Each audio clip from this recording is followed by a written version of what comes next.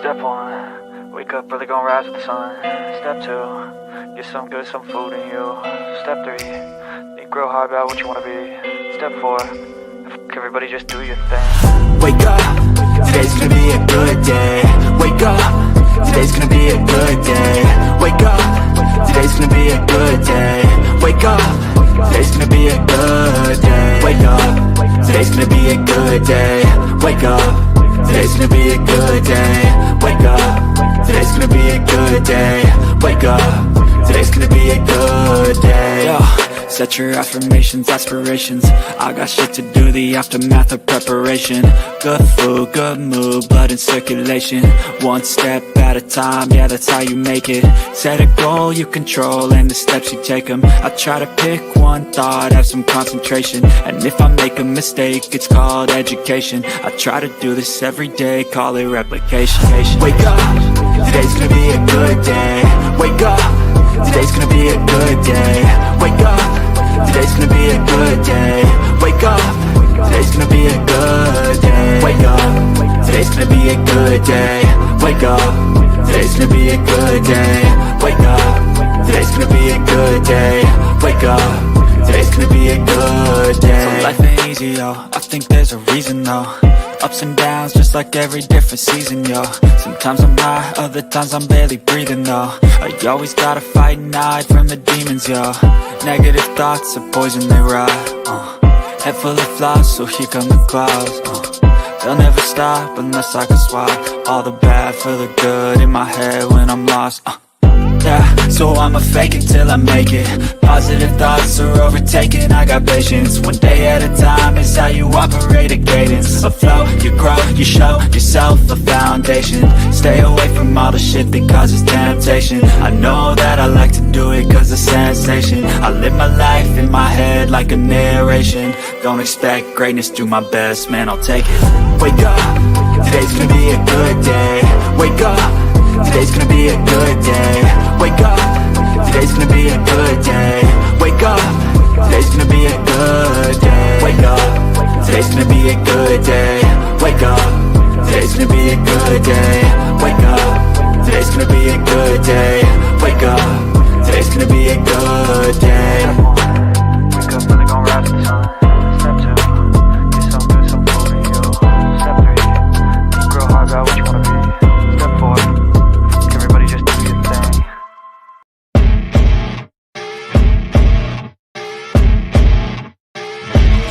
As you wake up in the morning, you want to find the latest, greatest information about criminal cases and have an intuitive conversation about the suspects associated with these cases. Head over to the Bullhorn Betty channel on YouTube.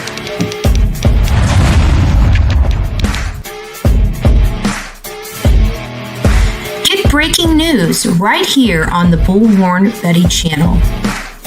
Welcome to the Bullhorn Betty Coffee Club.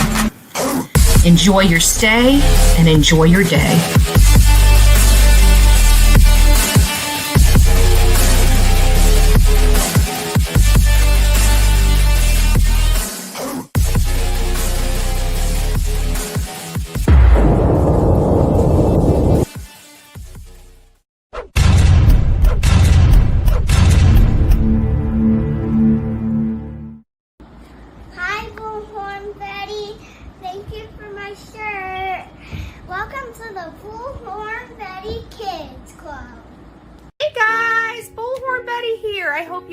A wonderful day.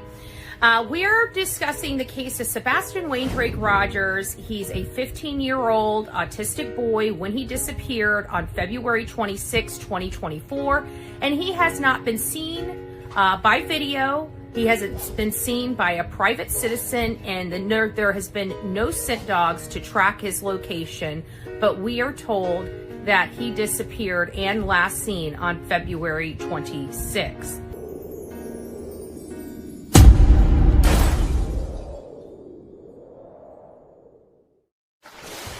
This child disappeared from inside an alleged locked home that has no signs of forced entry, and no signs of him leaving the home. This tale started on February 26 when a call came in to the Sumner County non-emergency dispatch line around 6:33 in the morning. It was learned that Sebastian Waindrake Rogers, an autistic and medically needy boy, seemingly walked out of his home and was never seen again. At least that's what we are led to believe. By February 27th in the afternoon, an Amber Alert was issued for Sebastian Waindrake Rogers, alleging that there's a possibility of an abduction of this boy to have taken place.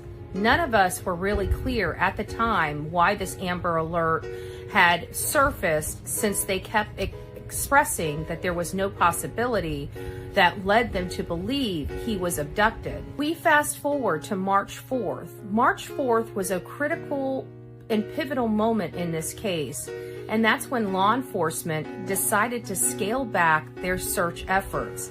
This would have been communicated with the parents on March 3rd or before. On March 3rd, that was the first interview the mom and stepdad provided on a Duchess panel. On March 4th, they did their first mainstream media interview with WSMV. And both of those interviews were a little odd.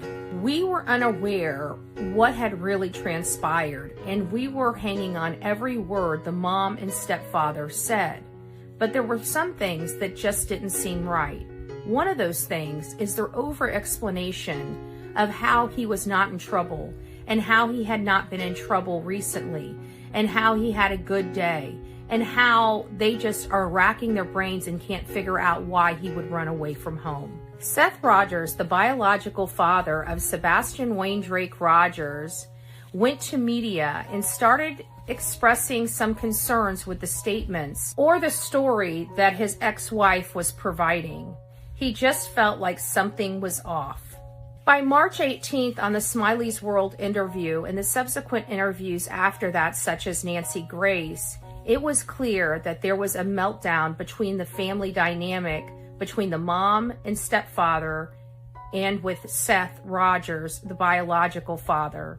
It seemed like the family unit that Chris and Cathy were trying to proclaim was so great at the time of the son's disappearance has now have many public fractures in that facade.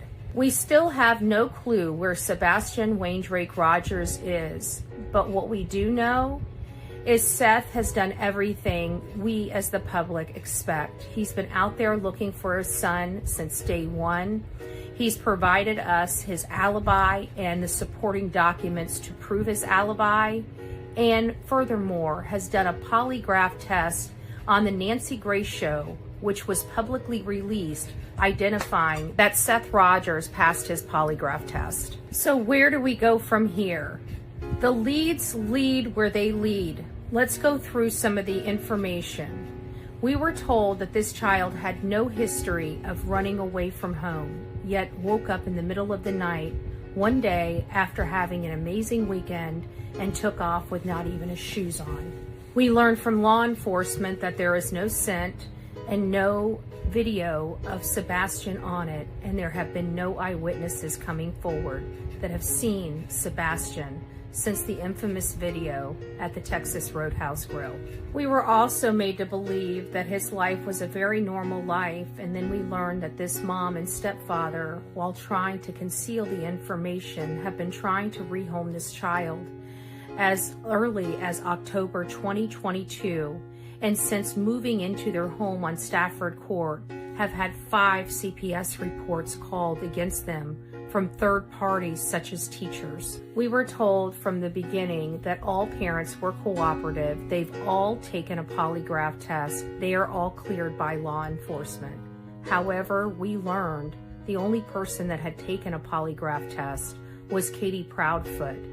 Chris and Seth had never taken a polygraph test, and again, for months, he proclaimed he had been cleared and passed his polygraph test. The mom and stepdad also stated on many interviews they were doing everything they can. They were searching, they were posting flyers, they were putting up signs.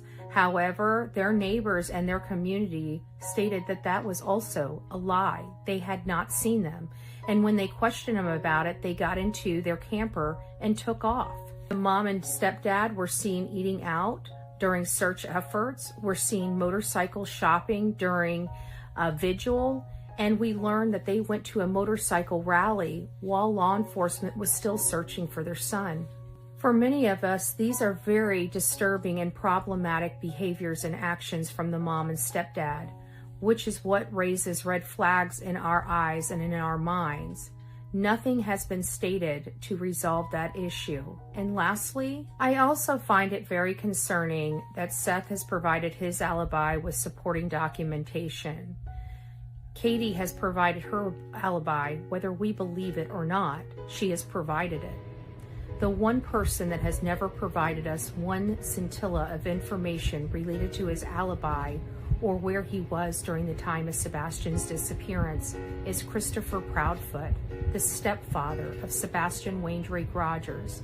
And he still proclaims to this day that law enforcement has specifically told him and him alone not to reveal his timeline. Again, that's not something that is typical. Typically, the person that's the furthest away, their alibi has no relevance to the case. So since his has relevance to the case, wouldn't that conclude that he is an integral part of the Sebastian Rogers case?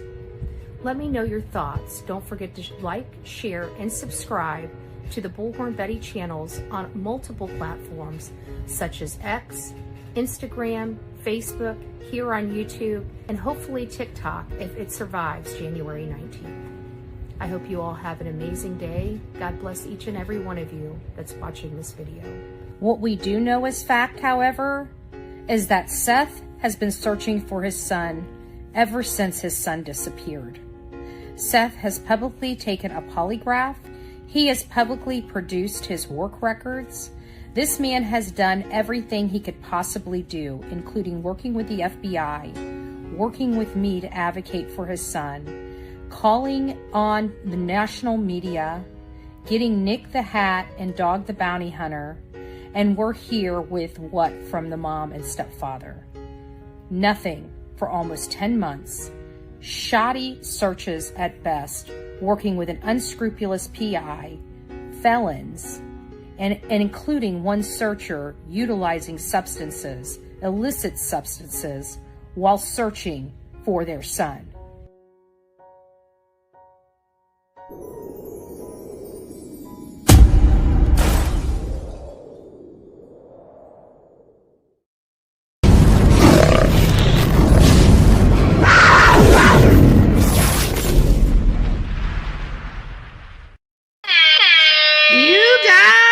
Have made it to Sunday with Grace.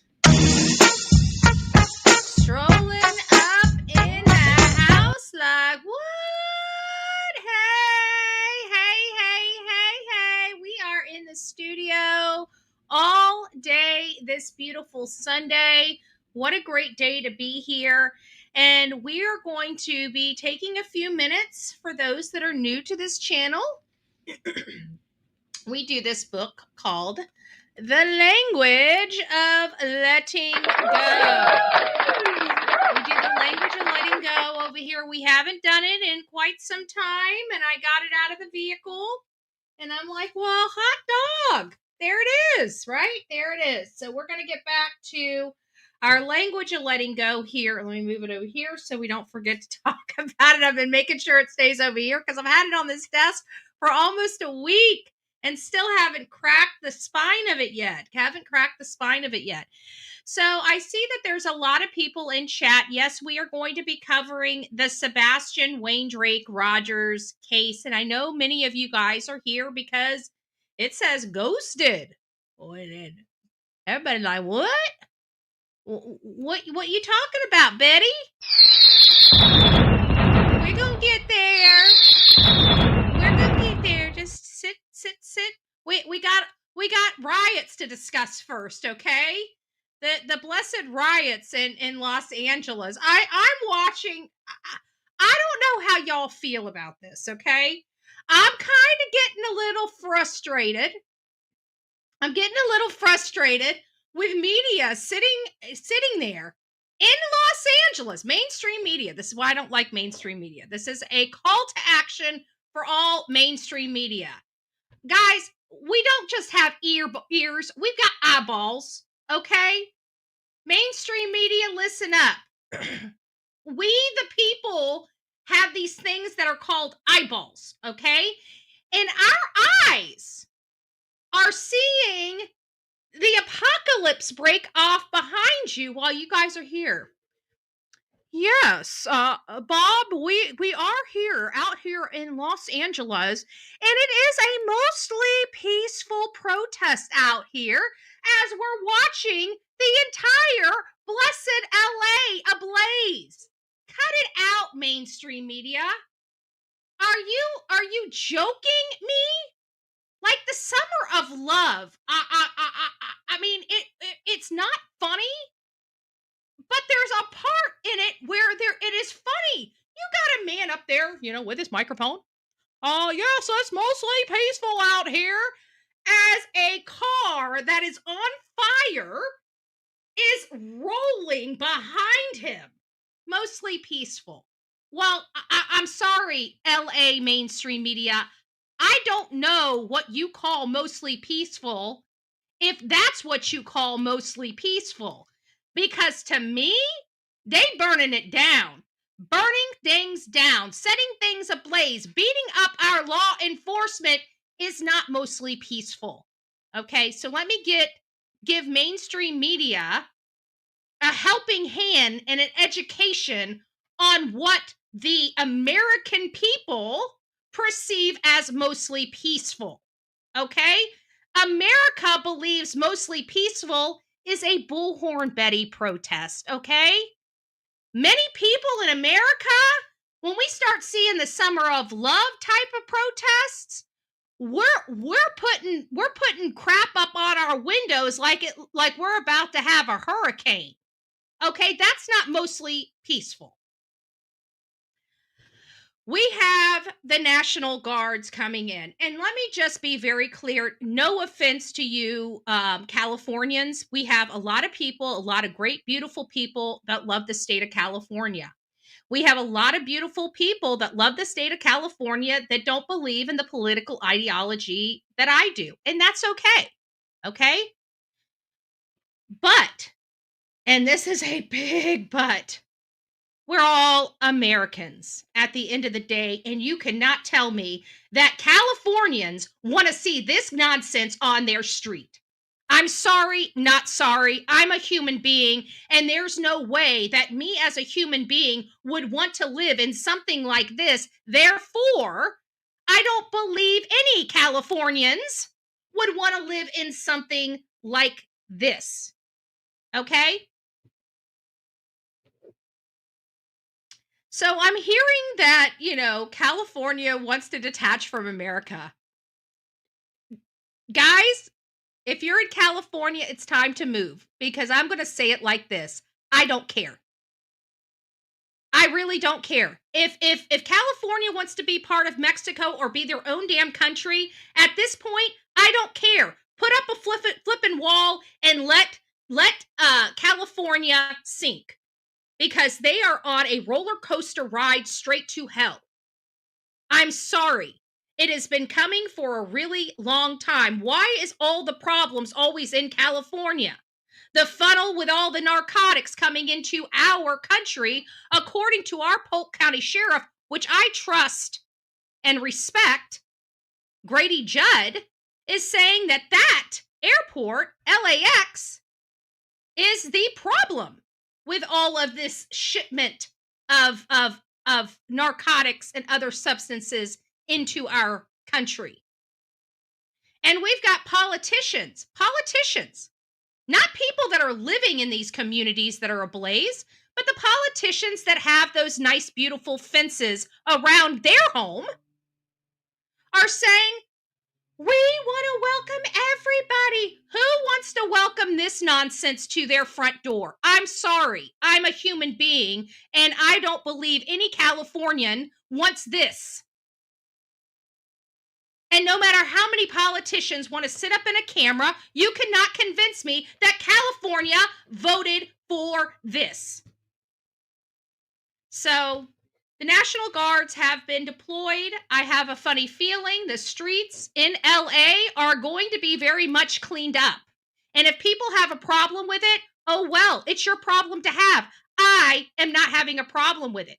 These people are here illegally.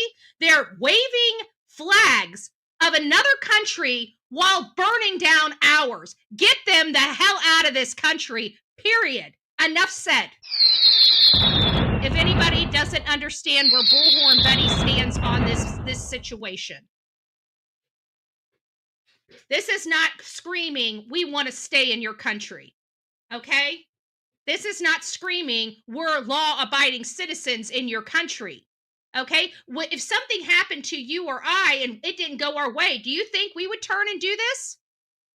So if they have this in their heart to do this kind of destruction, do we really want them here to begin with?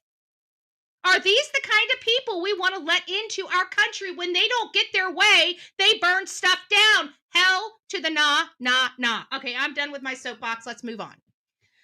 Thank you for bearing with me, but I think I just said what everybody was probably thinking in the chat, or at least the majority of people, because we don't all think the same, and I'm perfectly fine with that. Sebastian Wayne Drake Rogers, as you guys heard through the intro, there's a lot of things going on in his case, none of which I believe if it came out of Chris and Katie's mouth. That's Christopher Proudfoot and Katie Proudfish. Sorry. Hashtag Christopher Proudfoot and hashtag Katie Proudfoot. We're not going to be in fear of hashtagging over here on the Bullhorn Betty channel. I'm just saying.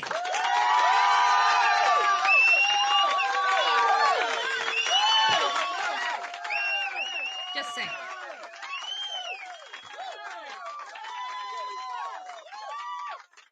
And another thing we're not going to do is we're not going to have a governmental body tell us how to think or speak. Therefore, I do believe, along with some people in our audience, I am very, very sorry, Seth. I know you don't like hearing this because I know how you believe.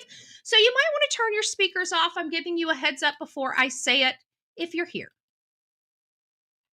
Turn it off. I'm giving you a few moments just in case you're fumbling around and can't find the volume.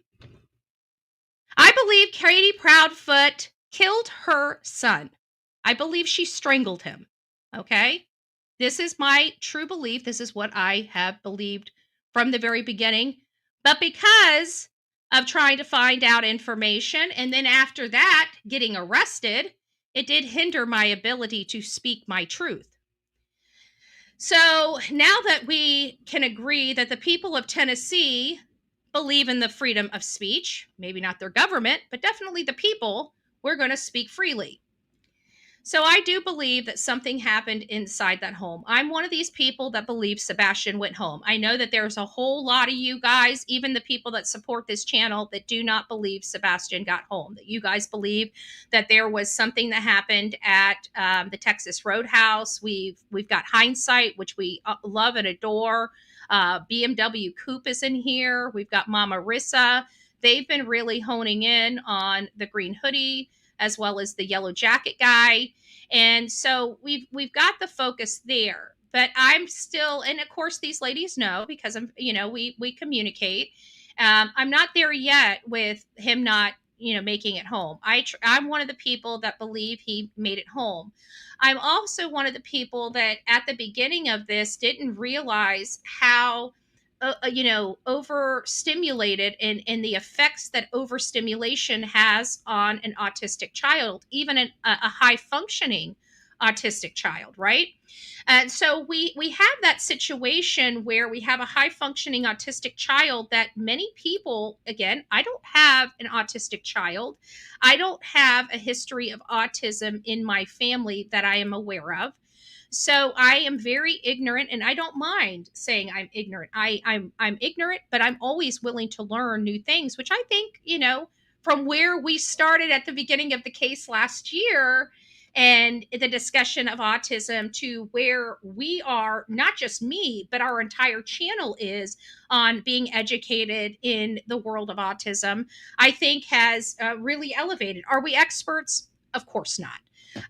But we're definitely not as ignorant as we were when we started this case, for sure.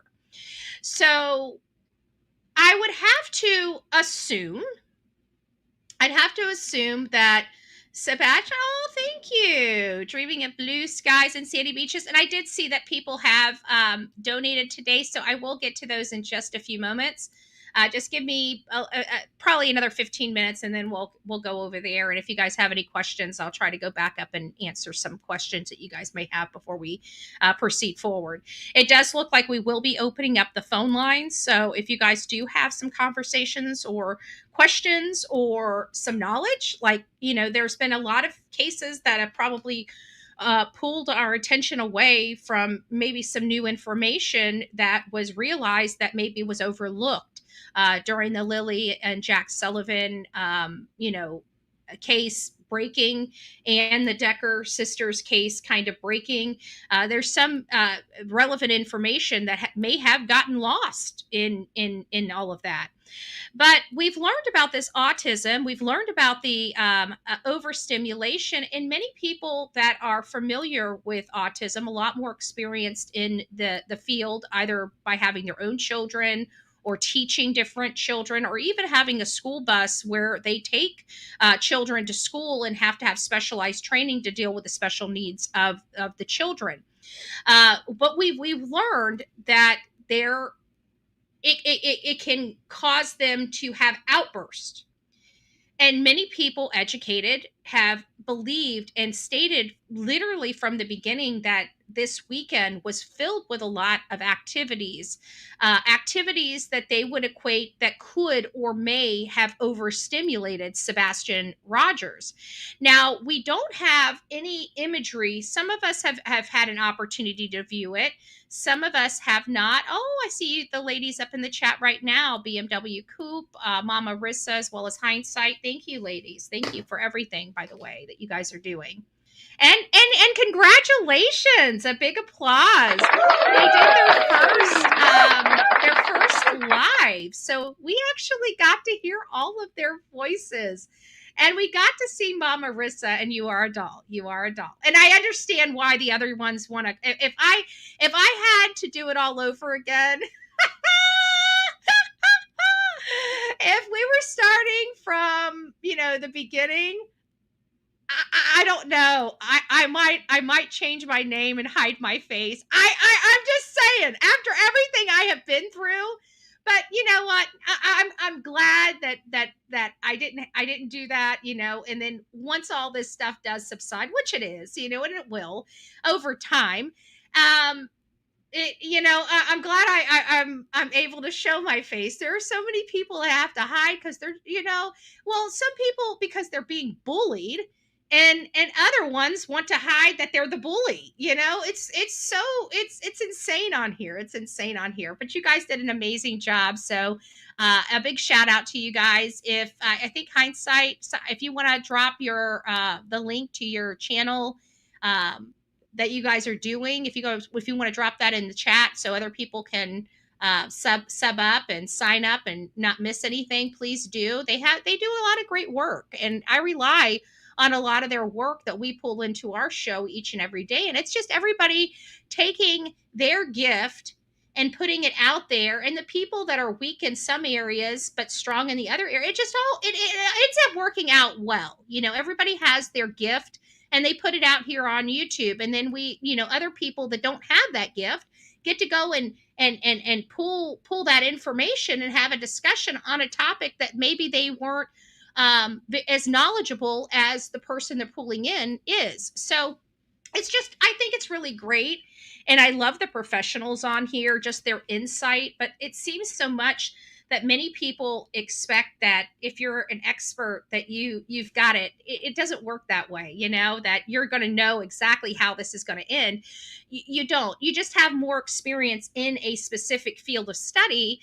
And so you have a higher probability of being more accurate. okay, a higher probability of being more accurate. That's all.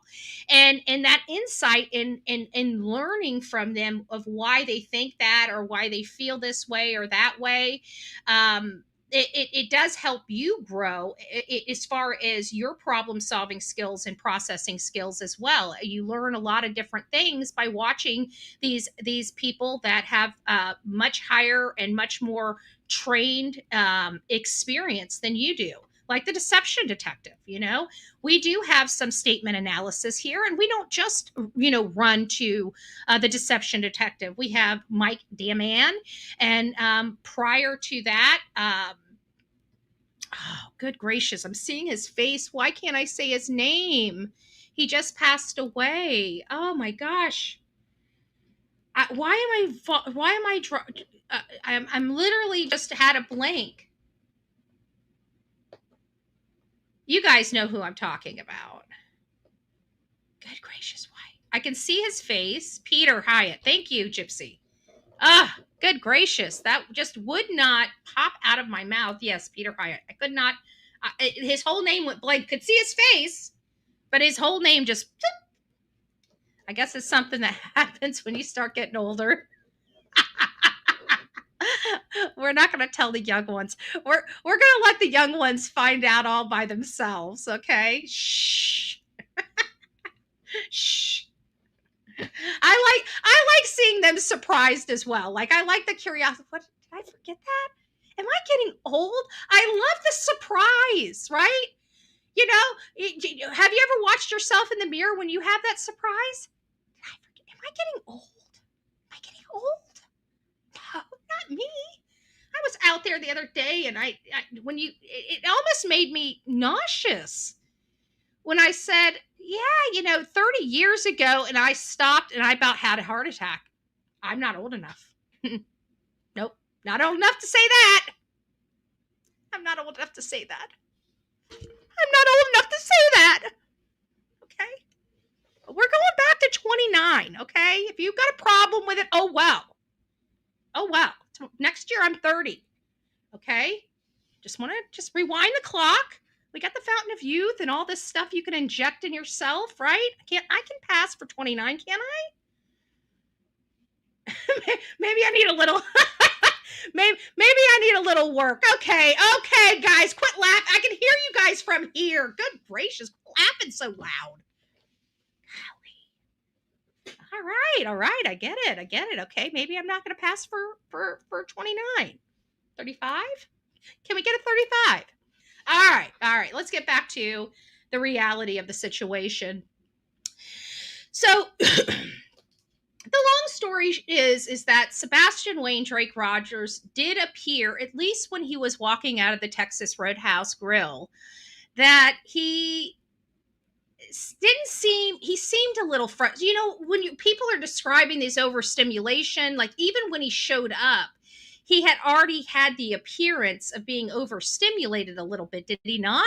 I mean, he had his fingers in his hands. He's walking in. He's got his hands in his pocket, kind of in his pocket. He goes and sits down. He takes his bread. He puts his hands down in his pocket or in his lap. So, I mean, we're watching his behaviors. We're watching how he's moving.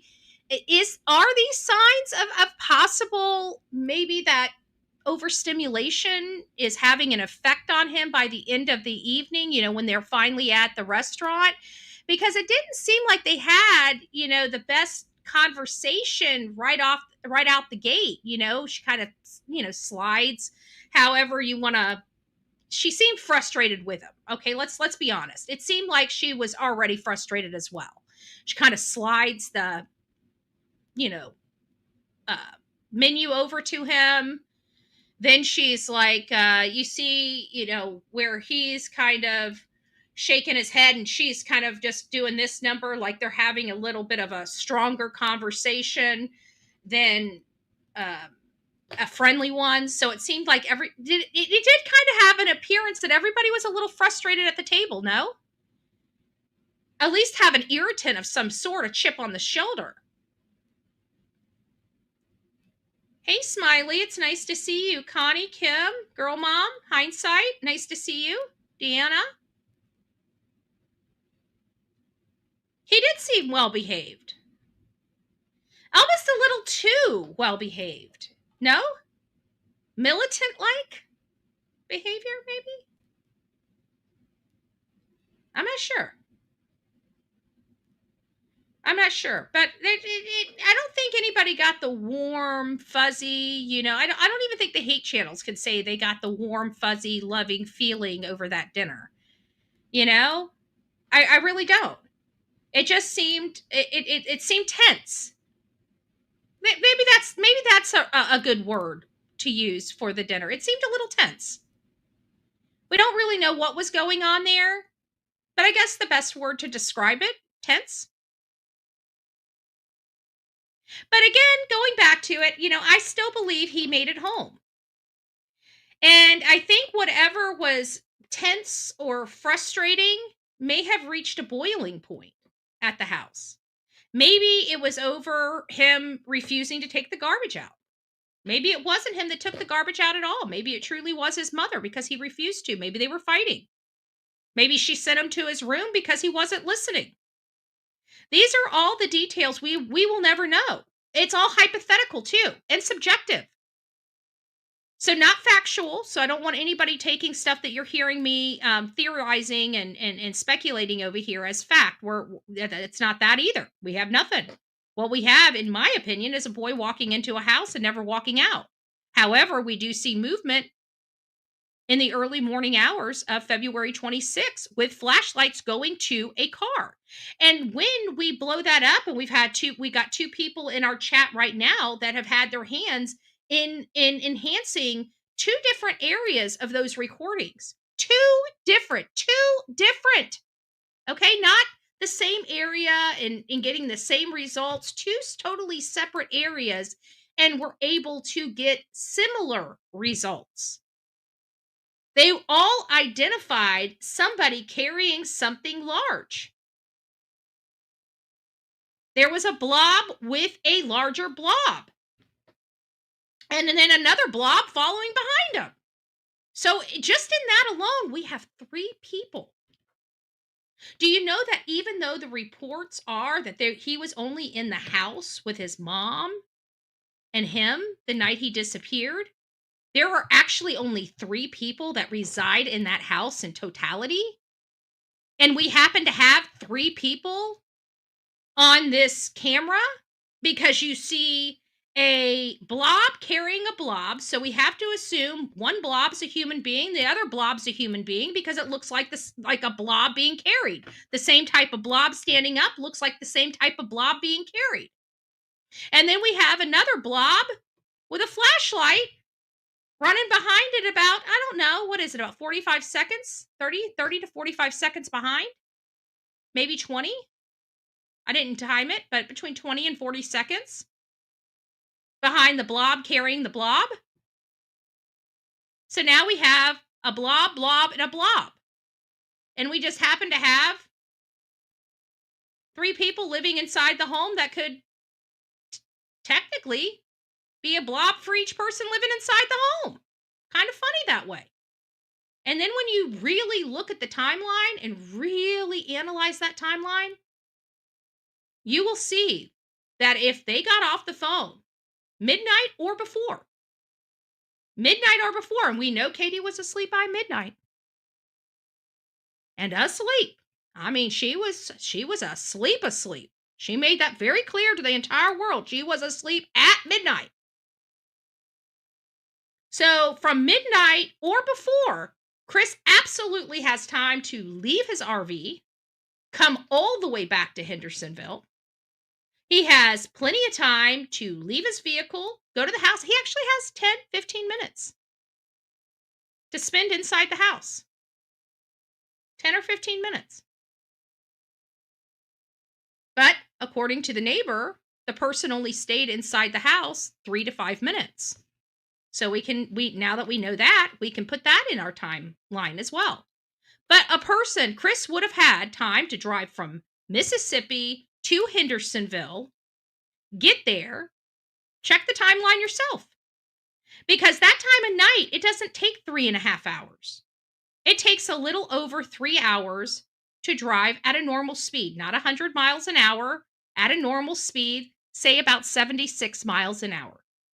At about 76 miles an hour to 78 miles an hour, he would be able to go directly from Memphis over to Hendersonville, stay there for 10 to 15 minutes, and head back from Hendersonville to Memphis and arrive there at about 6:20 to 6:30, giving him plenty of time to speak to law enforcement when he called in at 6:33, hang up the phone, and go clock in by 6:45 to be up on that crane by 7 a.m.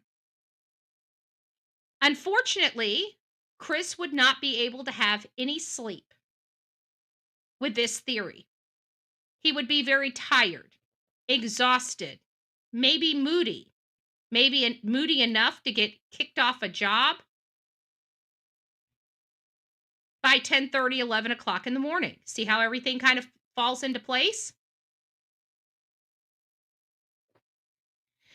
So that's kind of where we are in the Sebastian Rogers case and why I believe Sebastian Rogers was unalived by his mother. I truly believe his mother was the only person in the house. I think we have enough law enforcement stating it and enough supporting information to corroborate that Katie was the only one in the house this particular weekend with Sebastian.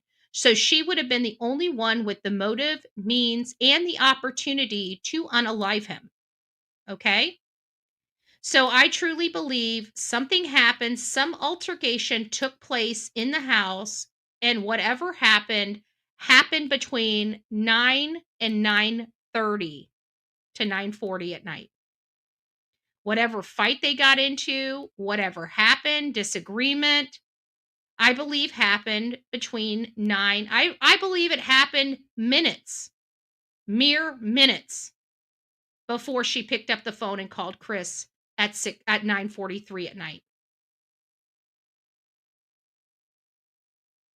I think Chris was on the phone getting information, trying to find out what happened, trying to calm Katie down. I think all of that took a lot of time to do. And then started the planning. Don't do this, don't do that. They're already on the phone. So they knew that at that moment, whatever plans that they needed to make, they had to hatch out right then and there. They couldn't have this calling back and forth. They were smart enough to know that. That's why that particular call was so incredibly long, because the damage was done. She already made the call. She was already got him on the phone. So they had this one opportunity to hatch out the plan on what they were going to do and put it into action. And that would explain why that call was so incredibly long. Then you have the activity outside of their house without any more phone calls or any more coordination with the family. Why? Because the coordination was done in that 2.5 hour phone call. So this is all reeking that Katie did something. Now, I truly believe Seth, even though he knows how much Katie hates him, and even though as violent as Katie was to him, there's a piece in him, much like we're going to get into it today, the Decker mom, Whitney Decker, that just doesn't believe that the spouse is capable. So he believes she put him somewhere. He believes that his son is still alive, and I want to support that, because in the grand scheme of things, I'm smart enough to know I don't know the answers. We don't have enough to this puzzle to really definitively say. I'm just saying that my gut's telling me, and here are all the reasons why. I can sit here and build a timeline and explain to you why I feel this way with supporting information, but it doesn't mean that just because all the supporting information is showing this, that this is it. But I also have to rely on my common sense as well. And my common sense is telling me that in October of 2022, Chris and Katie were trying to send Sebastian to a facility, to a home. They found out they couldn't afford it. How would all of the sudden they be able to afford this now? And wouldn't it even be more expensive since they have to do it under the table? That they have to have everything off the books?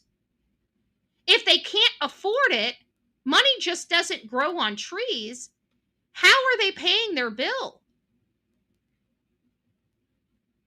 These places aren't free. And what place is going to take Sebastian in a condition where he needs medication, or he could get very unruly and not give him medication to keep him from getting unruly? There's been no prescription for him filled.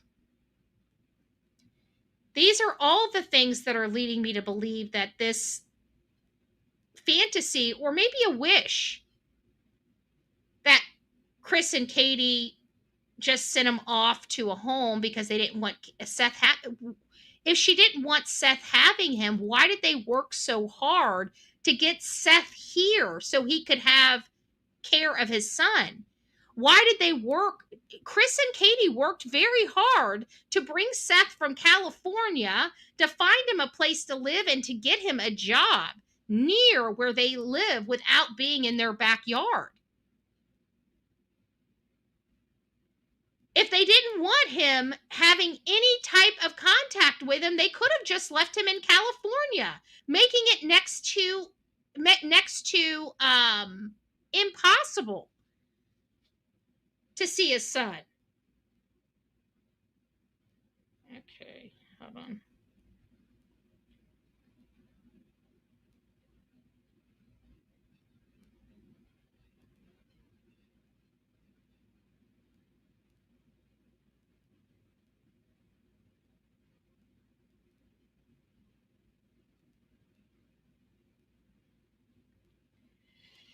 I'm reading this here. Let me see here.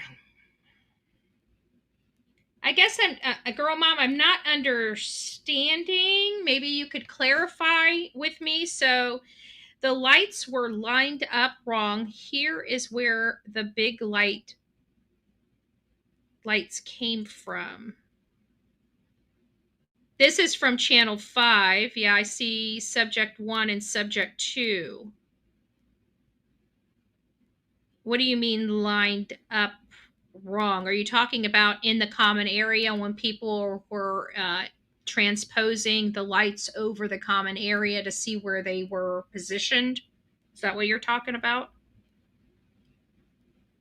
I see you typing, so we'll just give girl mom a moment to get me caught up here, and while she's getting me caught up here, let's go back through some of the comments here and get some questions answered. If you have some questions, I'm just going to go up here. If you do have some questions, now would probably be a great time to get them in. It says, remember when Mob Crew said those lights were over the garage? The big lights were the floodlights on Chris and Katie's house.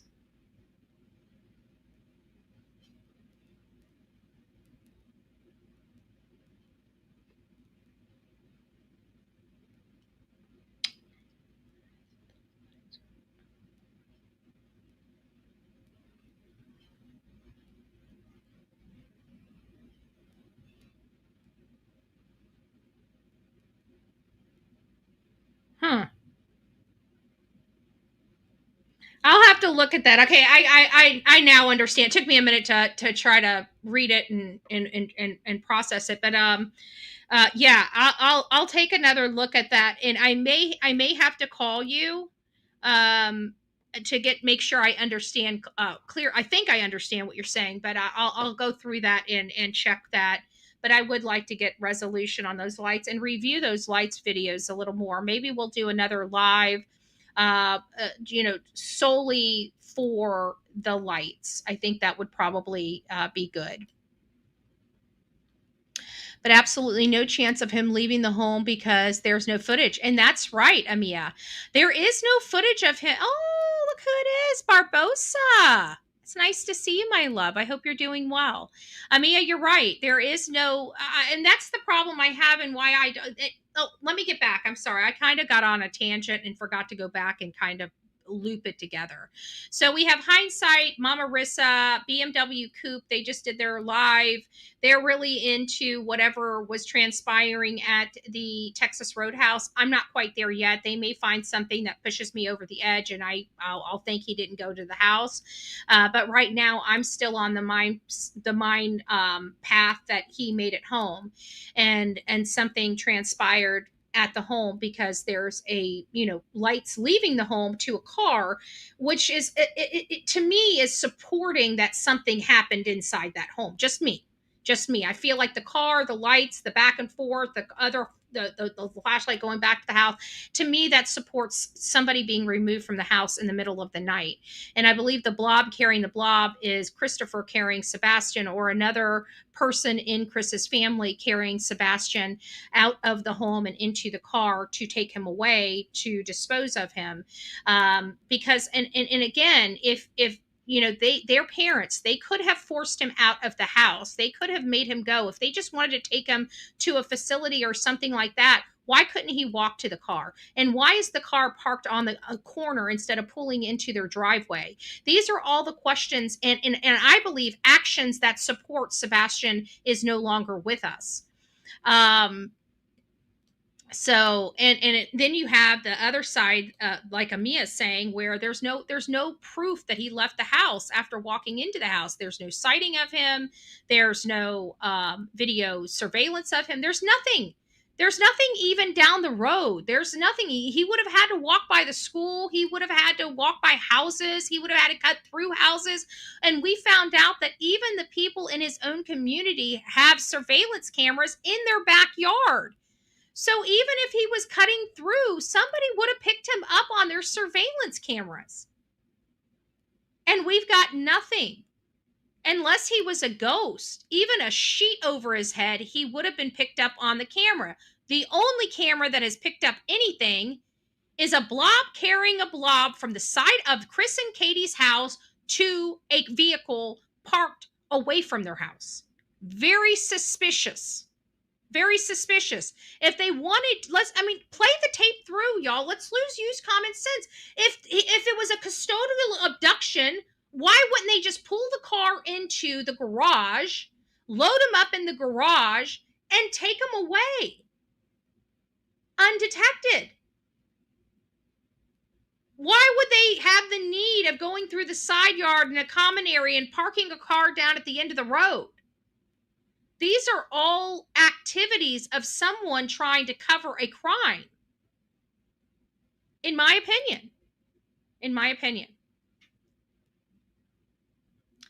The lights were overlaid wrong. Got it. I watched Nick Barris and he showed where the big lights are coming from and it's their backyard. If you're talking about where the ruckus video ended up coming from, it's kind of their backyard, but it's not. There's a house on the corner, and the way that their garage is built on their house, their garage actually points toward Kellen. And there's some trees and shrubbery in between their house, their garage, and the camera. And this particular house right there on the corner, right next to Chris and Katie's property, they like to leave their interior garage lights on. They do have two little pillar lights on the side of the garage that are on, but what you're seeing, the little boxes, is from inside the garage, and up at the top of their garage door, they have like little window accents at the top of the garage door. Maybe many of you guys might have those as well. And that those lights are peeking from the inside where the lights are on, going out where the camera is picking it up. And the movement in between that is the shrubbery, the foliage in between the camera and the interior garage lights, and it's creating this movement that and shadowing that's being picked up on the camera. I don't know if that's what you're talking about or not. I think about the CP had 5 wives and they all divorced him but one, and that was KP. Um, the reason KP, in my opinion, is because KP is just as evil as CP. Yeah. And I heard that they have some of potentially the same proclivities. And she's kind of messed up because, of what her mom did to her. Like, and we got to take that into consideration. I mean, look at Travis Decker. He is screwed up in his head because of having wartime, right? Activity. He was in Afghanistan. You got to think about how mentally messed up Katie Proudfoot is, being arred by her mother and her mother's boyfriend at such a tender age of you know toddler to child age. That has to pretty much almost the same diagnosis, I would presume.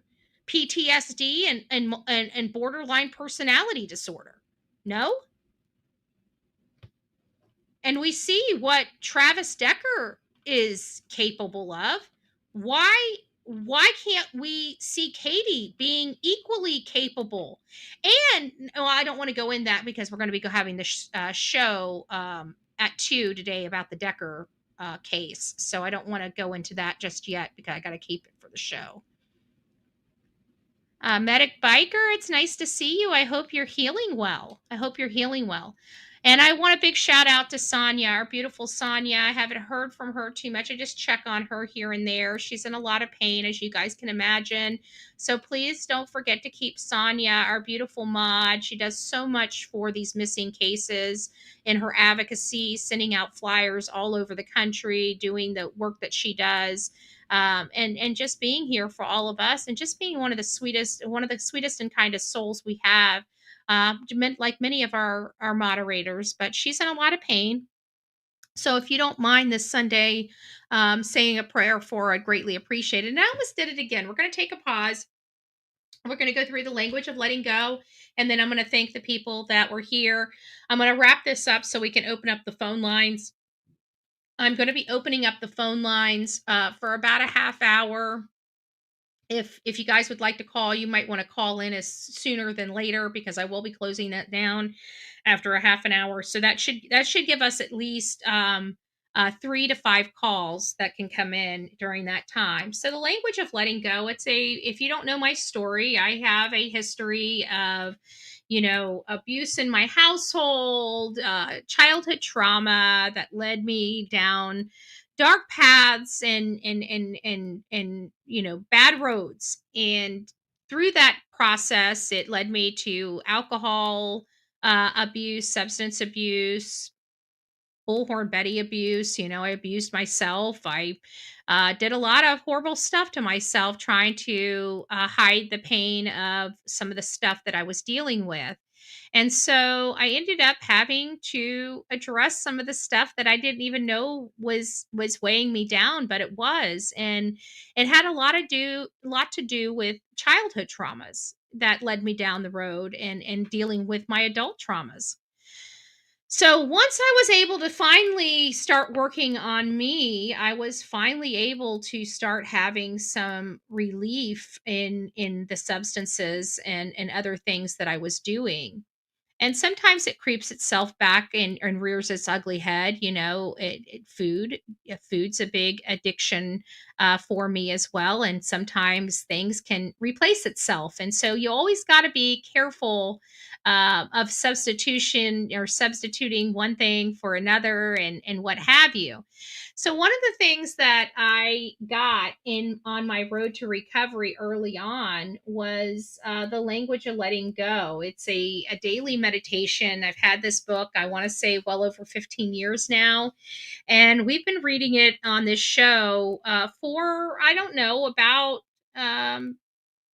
4 out of the 5 years that I've been here, but we've really only read it about 3 out of the 5 years I've been here, because last year I don't even think we broke the spine of this, but maybe once or twice. So I'm hoping that this year is a little different and we get back to reading it on a daily basis. I feel like it really just brightens our day with all the gunk we watch and consume on a daily basis when we cover true crime.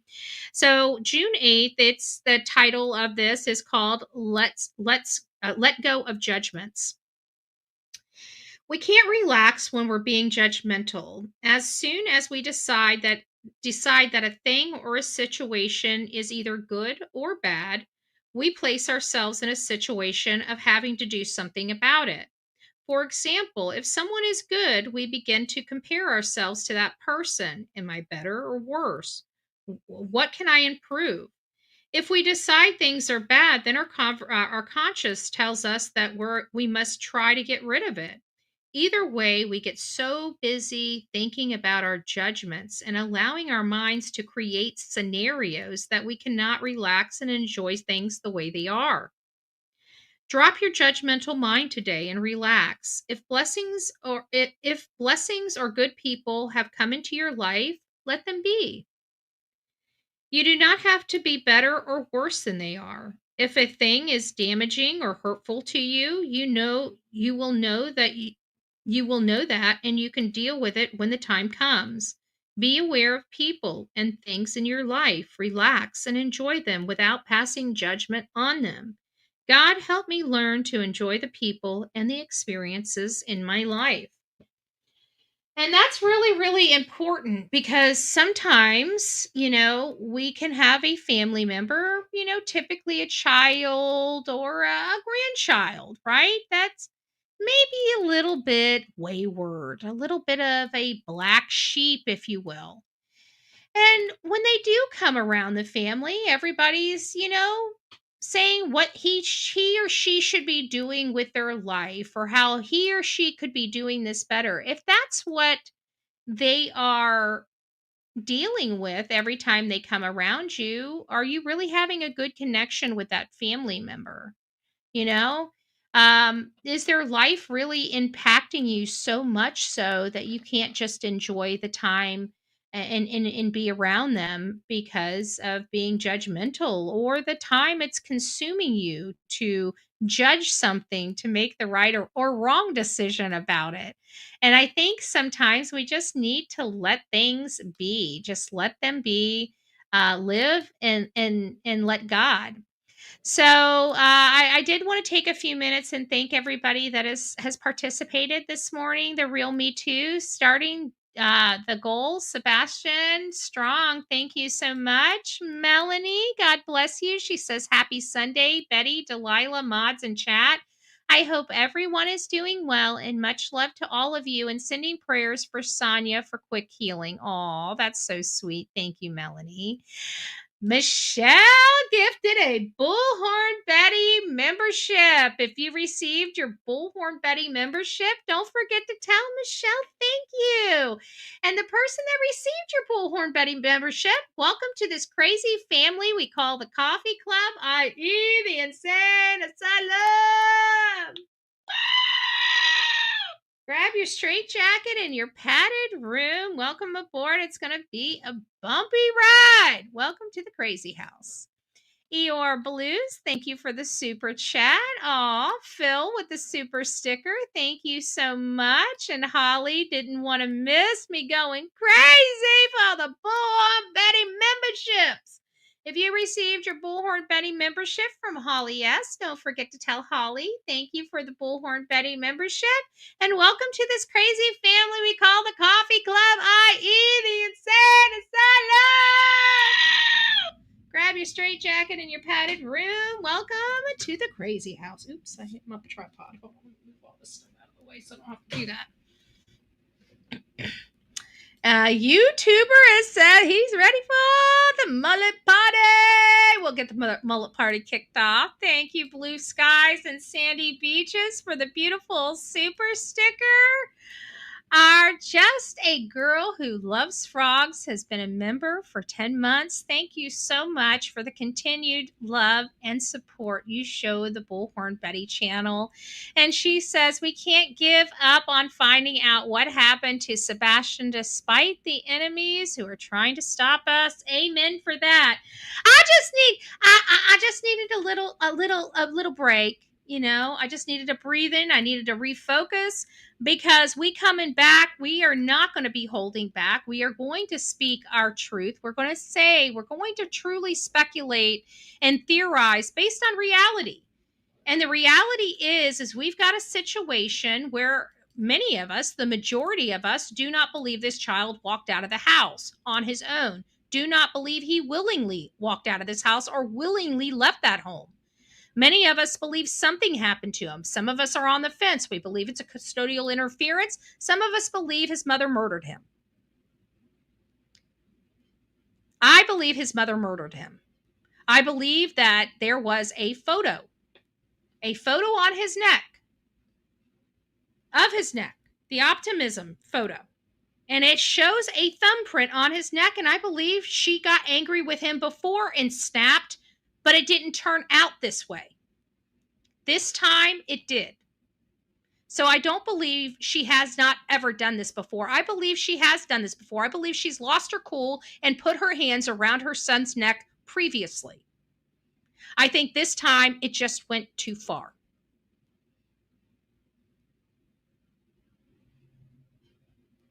I don't think it was intended, but something had to be done when it happened. And she only had one person she could trust and confide in, and that was Christopher Proudfoot. I believe Christopher Proudfoot disposed of Sebastian Wayne Drake Rogers. Now, I want to keep looking for Sebastian because, again, this is just a theory. It's a very strong, improbable theory, but at the end of the day, we have no evidence whether he's dead or alive, or whether or not Katie truly, in fact, murdered her son. But it is a real and prominent possibility. So if we're looking at this case as she murdered him, that means they have a body they must dispose of.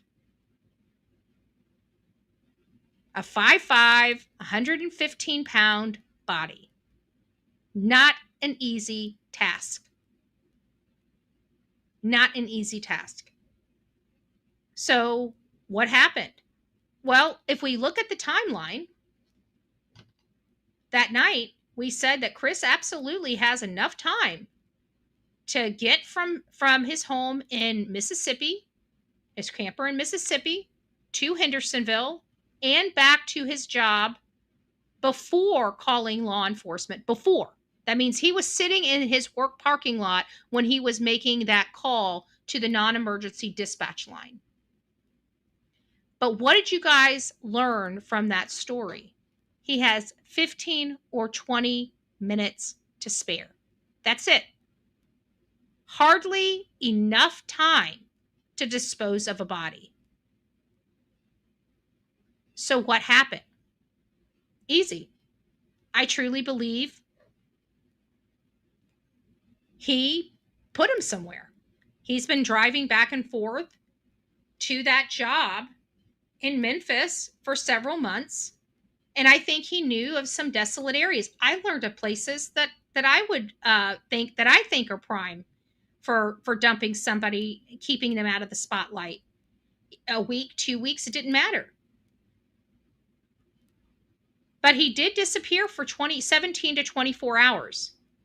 And that's when I believe they went back wherever they had placed Sebastian and they took care of business, because it was after that point that Chris was so confident no one would ever find Sebastian. It was after that point that he was taking that duper's delight to a whole new level, because he was confident after that nobody would find him, and nobody has, which led me to my other theory. Many of you guys watched me think that he was dumped in the water. They're Navy. I spoke to military people in my family, started talking to them about the details of this case. And they said he would do the path, and when they found out that he was Navy, the first thing that they told me is water. So I believe water. But even in water, unless you puncture the lungs, at some point when the body starts, deteriorating, typically it starts lifting. And then that brought me to the next thing, trying to explain why there were so much traveling to different states during this search. While everybody was searching for their kid, they're making trips to Mississippi, Memphis, South Carolina, potentially Oregon, Ford's Pond, Oregon. People are the woman that had the sighting of them at Ford is absolutely convinced it was Chris and Katie. Absolutely convinced it was them. So why would they have to travel? And then that brought me to the grim reality of dismemberment. And that's kind of where that theory started developing. Betty, when you started to appeal to the public about waterways ideas, they silenced you. Yeah, they did. But we were talking about a couple things, Women's Warrior. We were talking about the sea bag as well. We were talking about waterways, dumping isolated areas in and around their community.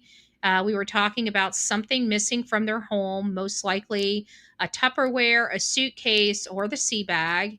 And we were talking about the waterways and bridges at the time. You're right, Women's Warrior.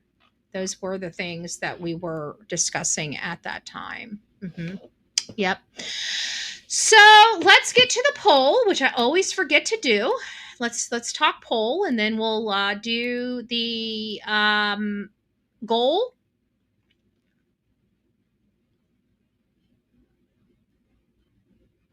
Okay. So the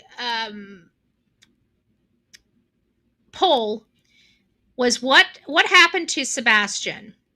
And I had several different things. I think one of them was runaway. One of them was dead accident. One of them was dead mom/stepdad. And one was kidnapped. Those are pretty much, I think, all four of the categories that were stated at the beginning of this case as possibilities before we learned about this case. And so we have 66% that believes that he's deceased and that his mom and or stepfather are responsible for his death. 13% of our audience believes that he was kidnapped. 11% of our audience believe he is dead and it was an accident, and 7% believe he ran away. So we have about a 20% that believes he ran away or was kidnapped, and about an 80% that believes he's dead, either by an accident or by his mother or stepfather. So those are the poll. That's what our audience believes happened, and that was based on 486 votes for that poll.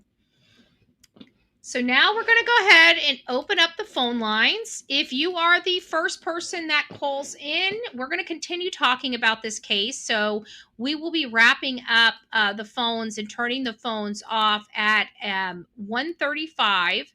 At 1:35 is when, unless we're in the middle of a conversation, and might roll over, but that's going to be probably about around the end of our show. I'll give you my final thoughts, and then we'll be back on our Bullhorn Betty crime stories side at 3 p.m. today. 3 p.m. we are giving live updates on the Decker sisters and the manhunt for their father, Travis Decker. It is a show you do not want to miss. We have too many high profile cases on this one channel. It's bogging the channel down. We can only do so much. So I had to make a decision. And the decision was to move the Decker case and the coverage of the Decker sisters, as well as Travis, over to its own channel. It's a very high profile case on social media right now. And Sebastian is kind of in its cooling period, and we kind of don't really have so much. I mean, we have some on the Sullivan case, but it's the only case I've got to kind of keep Sebastian's case still in the forefront. We don't really have any new information on Sebastian's case. We are only getting some more details on Sebastian's case, such as, Sumner County potentially turning down U.S. Marshals help, which is just devastating and disheartening. And it leads us to believe that law enforcement is not in it to win it. They're in it for a pissing contest. They're in it to see how long their schlong is. And in here, where we are, we don't really care. We want the job done. We want answers for this case. We want Sebastian brought home so his father can have some peace of mind to know that his son is either dead or alive. He deserves to know. He deserves to know. And Chris and Katie will never tell their secrets. When they are arrested, which I truly believe at some point they will both be arrested for their crimes, when they are arrested, they will still deny it to the day that they put that needle in their arm. And I hope that that is where it is going. If they are arrested and they are truly, in fact, responsible for Sebastian Wayne Drake Rogers' death and all of this mayhem, including my arrest, I hope they get the needle. And I will be fighting for it. And believe me, when they are arrested, they will be seeing me. I don't even care. They're going to be seeing Bullhorn Betty's face in their minds and behind their eyelids every time they close their eyes. Every time they close their eyes. Every time. So we're going to continue to work on this case, because this case has been painted for us. We've had diligent research done on this case that identifies there is no other third party that I believe is responsible for this. I know some people believe that this is a custody dispute. I do not. I do not believe this is a custody dispute, because, again, if they didn't want Seth around Sebastian, they could have done two things. They could have not even brought him to Tennessee or helped him move here. That's one of the first things they could have done. The second thing that they could have done is just go back to court. Go back to court. Try to minimize that. But they can't afford programs for kids in the condition of Sebastian that has high functioning autism, some behavioral stuff. Those programs are not cheap. You're talking about $5,000 to $7,000 unless you are mega rich. Your kid's not getting into a facility like that unless the government or your insurance is paying for it. Normal people cannot afford that kind of monthly expense. Hell, most of us can't even afford the price of eggs, let alone $7,000 to put our child in a facility. I mean, we have to look at it. We have to look at it. For those that don't know, our phone number here to this show is 724-252-8070, 8070. If you have a thought on this case, I know when we were talking about turning the phone lines, we were talking about all the cases, but we're not going to do it for all the cases. It's just going to be specifically for Sebastian Wayne Drake Rogers' case. If you have a perspective, a question, or something related to the case that's important that you think people need to know, please reach out to 724-252-8070. Today was Sunday. That's past tense. Today is Sunday. And we had a great service at church. Now, right now, I believe, maybe did Turkey Man send me? I'll be posting Turkey Man's sermon up on the post. If you guys have never went over to Turkey Man's channel, please go over there and sub it up. He is a great support of the Bullhorn Betty channel. He, even though we haven't talked in a little bit, I had some issues I was kind of dealing with. which I didn't have to deal with on my own, but I did. And so it's been a little minute, but I have an opportunity to speak with Turkey Man regularly if need be.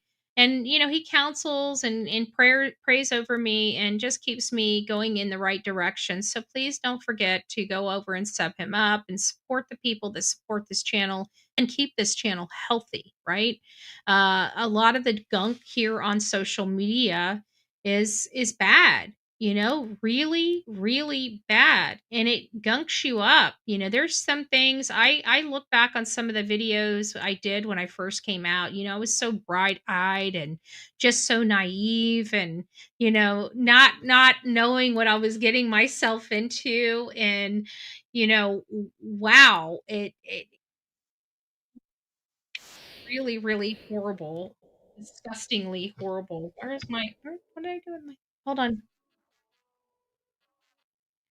Give me just a second. Let me check. Did everybody hear the phone ringing? Okay. Well, thank you. Thank you. Thank you. This is Betty. Who's this and where are you calling from? Well, hello, Lisa from Pennsylvania. What do you think's going on here?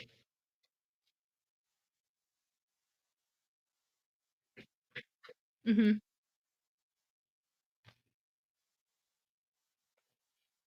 Yeah.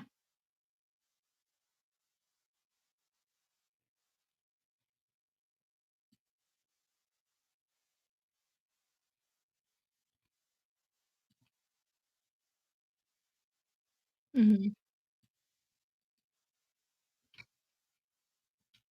As much as there is the video, I feel more so that it was a snub Mhm. for Seth, and it would have had to have been getting rid of him the day before to tell him on that specific 26th date, because it was for him, that reason. He wasn't moving fast enough, he wasn't getting things done quick enough for them, Mhm. and it was something they had to have happen.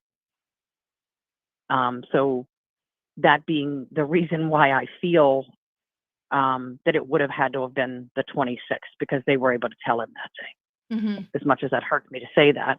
Um, and then also, whenever I visualize or think, of what might have happened, I just keep on coming to mind, this idea, of there being some type of a disc or something. It almost seems like it's a roof, but it's a round, rough surface. Yeah, and And, you and know I, what? I just That's what keep keeps on thinking that. me to behind the Bowersox property, because they have those 2 circular Okay. concrete disc That's water. what I keep on coming.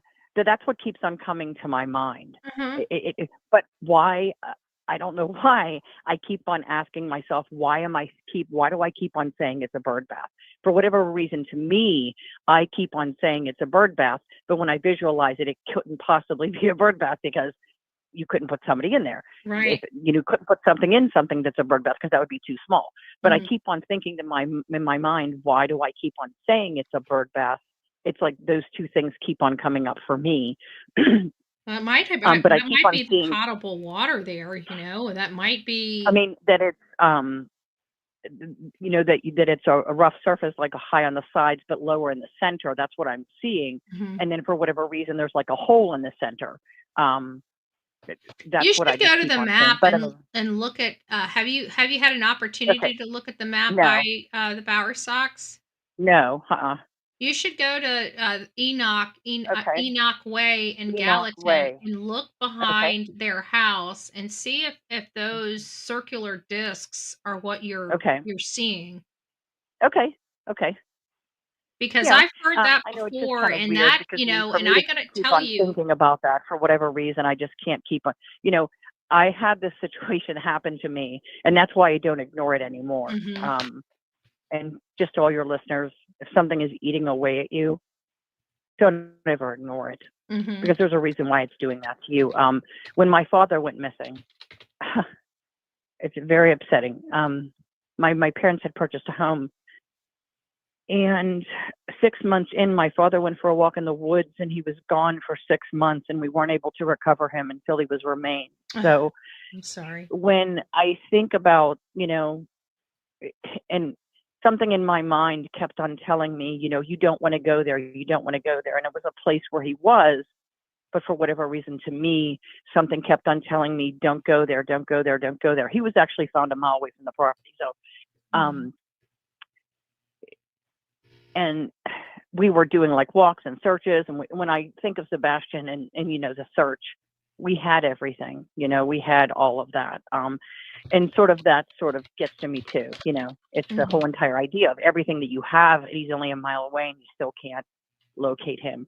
The helicopters, infrared, all the dogs, all the searches, the police department, fire department, we had all that. So, whenever I think about, that whole entire aspect, I mean, like I say, don't ever ignore it because it did it to me, but I just couldn't bring myself to go there. And maybe it was a warning from God or something to not go there because you won't be able to handle it,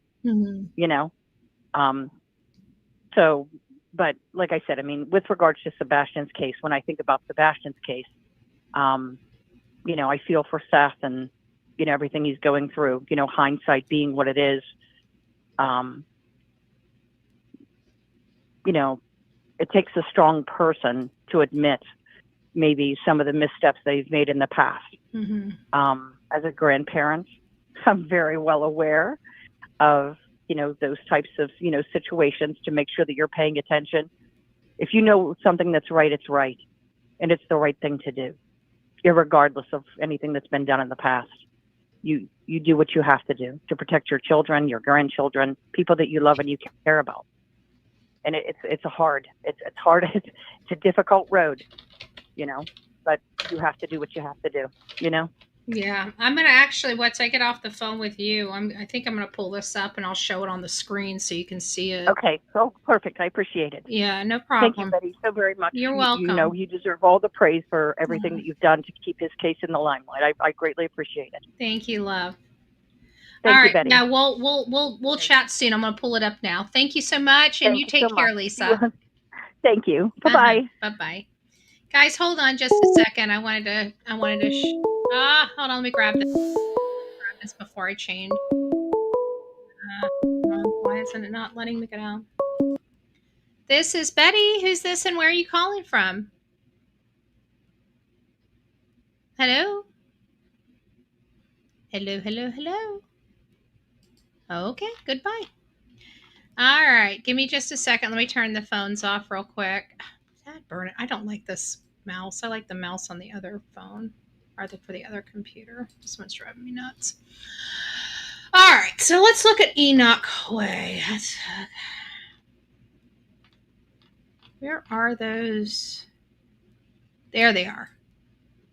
Okay, let me pull this up real quick. So Lisa, this is for you, okay? So these things right here. So here's Enoch. This is where their house is. It's right here, the second house toward the end. And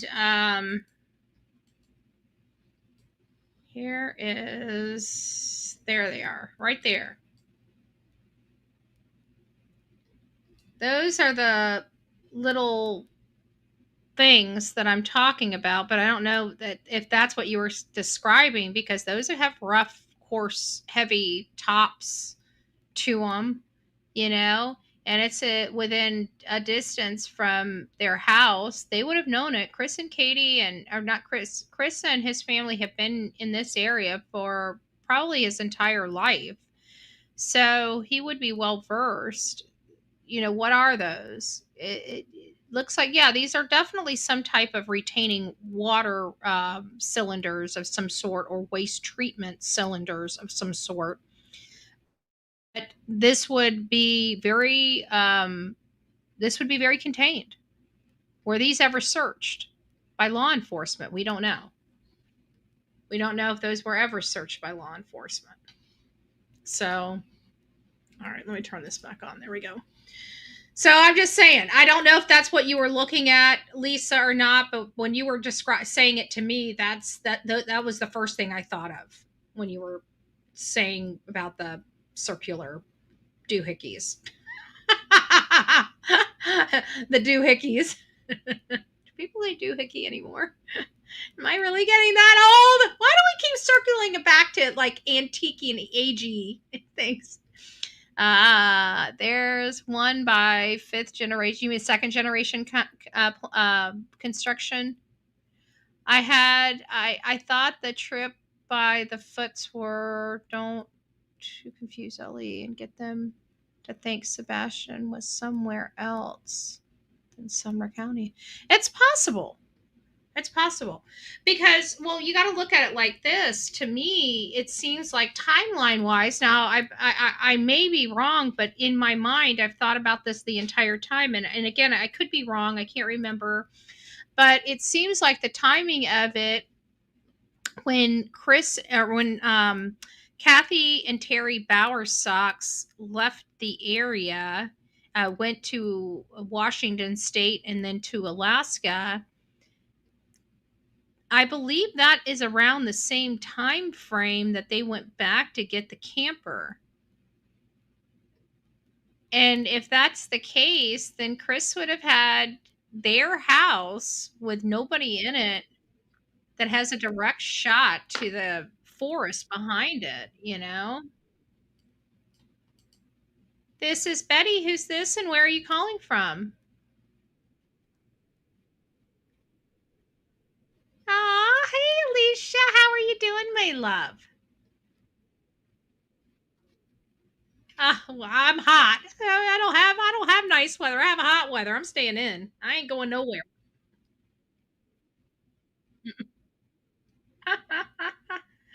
So what do you think about all of this?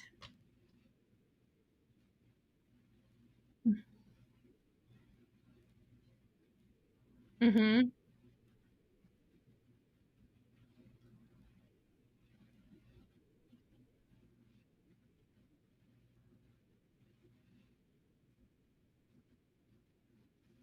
Mm-hmm. Autistic level 1 Mm-hmm. son, and he did have to go to a facility. I was not enough for him. Mm-hmm. As much as I tried and as much as I wanted to be, I wasn't. He needed professional help. And that's not something that they can just go into sneakily. It's highly documented. It took a year and a half to get him approved, and it was $11,500 a month. Thank God for the Oregon Health Plan, because I wouldn't have been able to afford it. Now, let me ask you a couple things.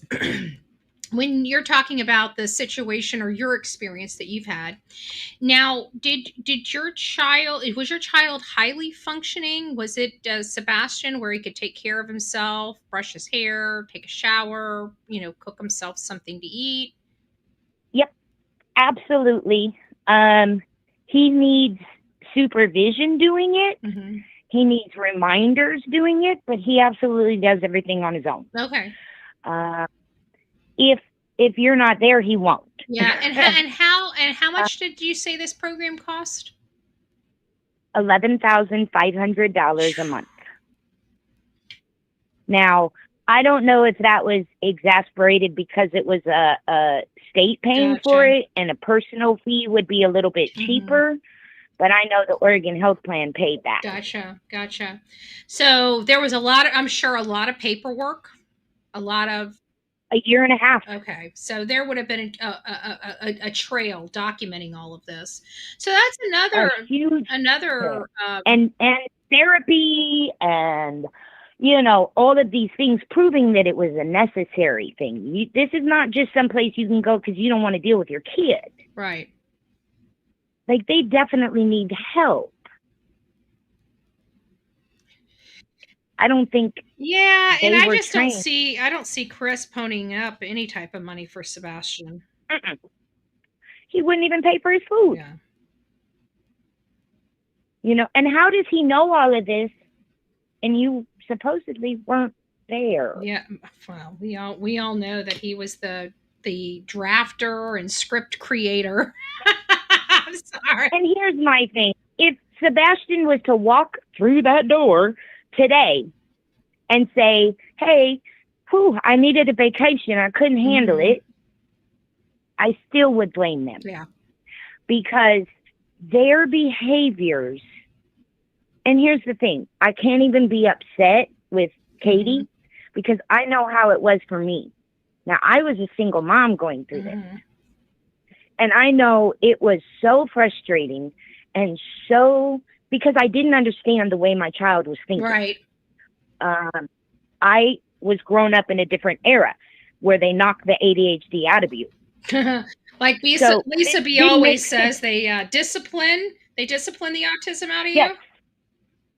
Yeah, and I think that's what they tried to do with him. Exactly. I think Chris grew up like that, and that's what happened to him. Because Chris knows, don't you know, Chris knows everything. He knows what's best for everybody. He even knew what was best for Bullhorn and Betty. You know what? I think Chris is more like Sebastian than he wants to admit. Yeah, Sebastian's much nicer. Oh, absolutely. But I get your point, though. And my son he's 17 now, but he was in pull-ups until he was almost 15. And that was because of trauma.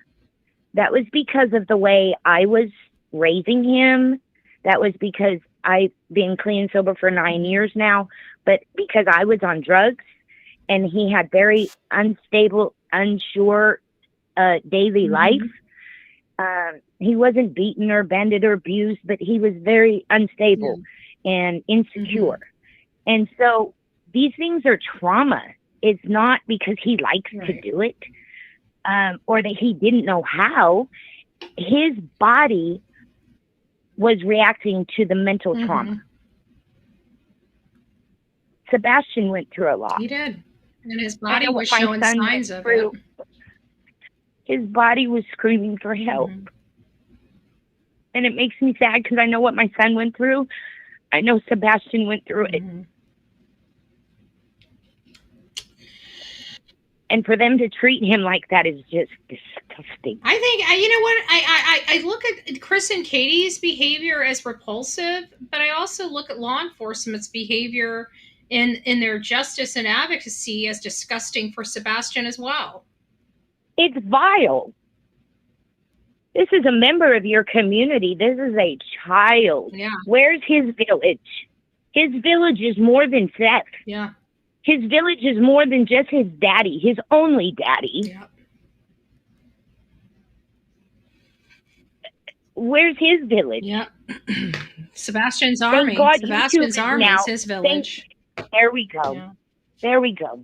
But unfortunately, we didn't even know about poor little Sebastian before this. Why didn't they scream for help?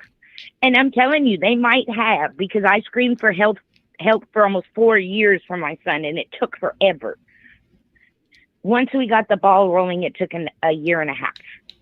It's just too much. So it does take who a long wants to go time. through all that? It shouldn't be this hard for help. When you really need help, it shouldn't take a year and a half to get help. Nope.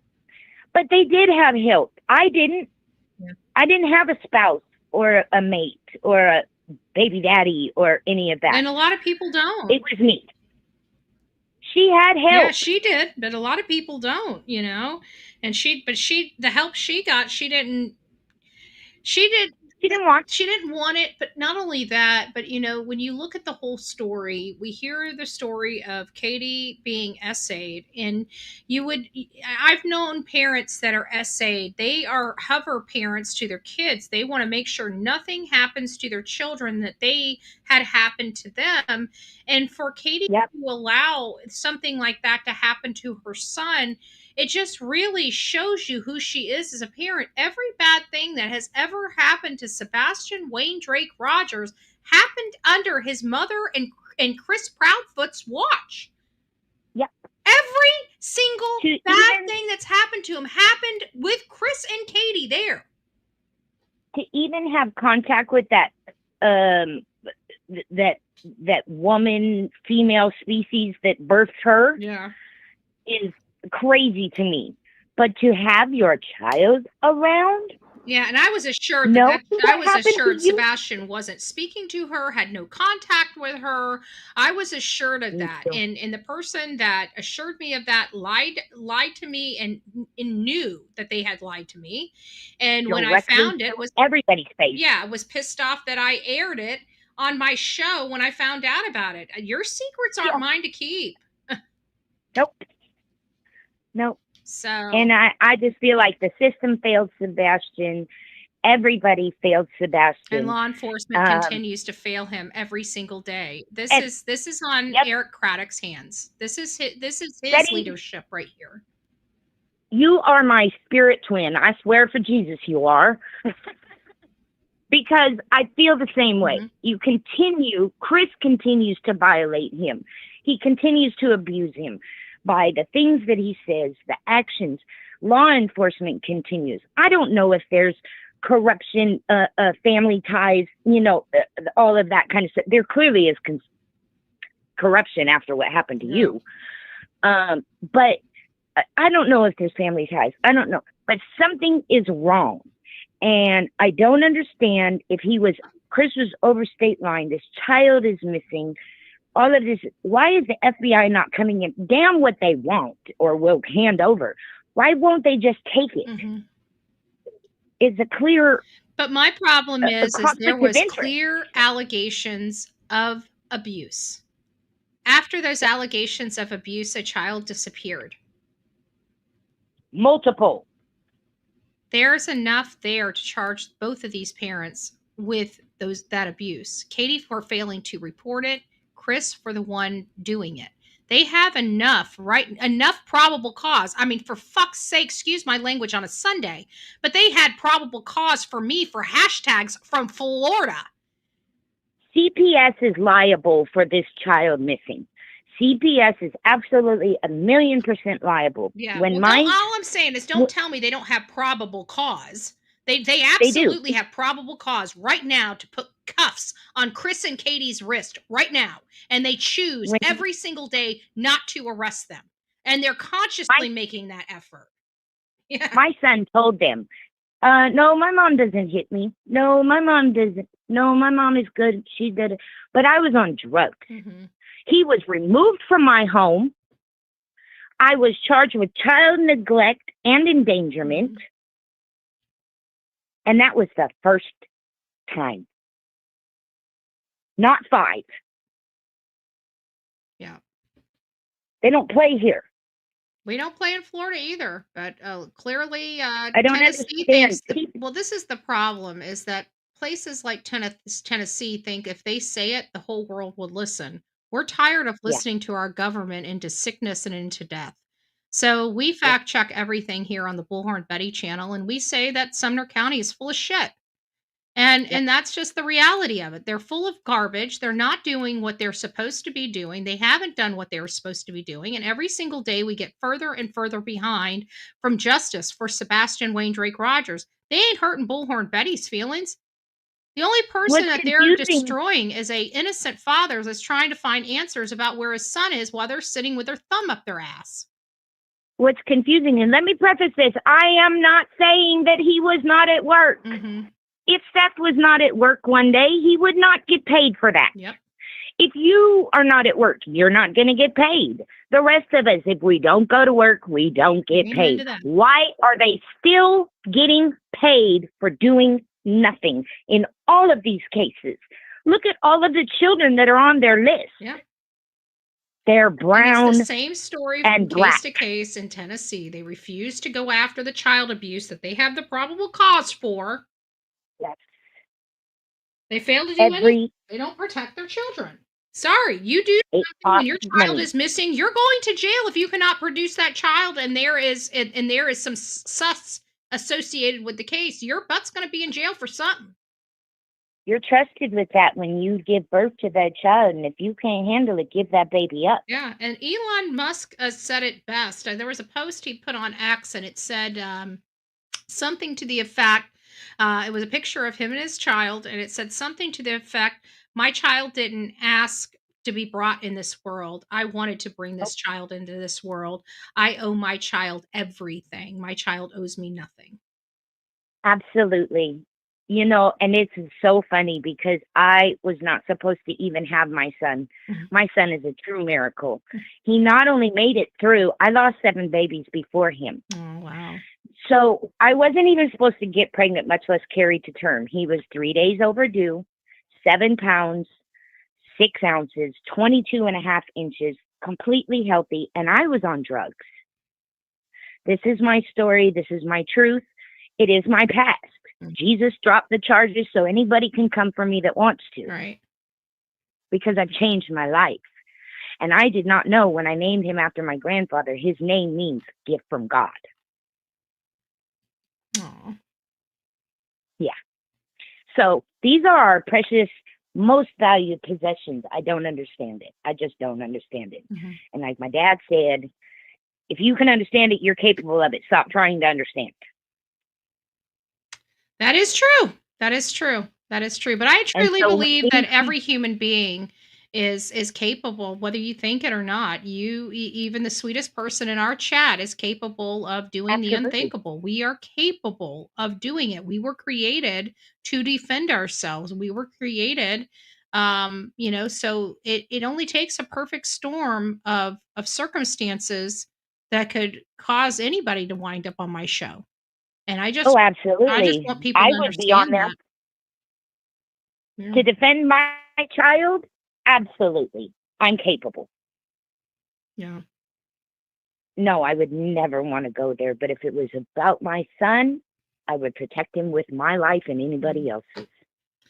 Well, Alicia, thank you for telling us your story and chatting about the case. And we're going to let you go. We've been on the phone 15 minutes, but it's nice catching up with you. Oh, my goodness.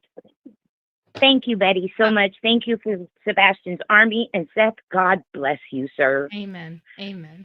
Thank you so much. Talk to you soon. Bye-bye. Bye. All right, we are to the end of the show. So wanted to make sure you guys all know that we are going to be on Bullhorn Betty Crime Stories to have our update about the Decker sisters and the latest and greatest on Trevor Decker manhunt. Again, that will be on Bullhorn Betty. That's going to be at 3 p.m. It's already scheduled, so you guys can go right on over there and sign up. If you have not yet signed up for that chat, you most likely won't be able to chat because it's going to be the same rules that are over here one day. So I've been trying for the last several days to get everybody to migrate over there if you're interested in the Decker case. And I wanted you guys to have some time to get over there so you weren't jammed up and couldn't chat. So if there are some stragglers in here that haven't gone over to the new channel and subbed up, please go over there and sub up so we can have the conversation to help the goal. Oh, thank you. Well, we already opened the phone. Now we just need the mullet party.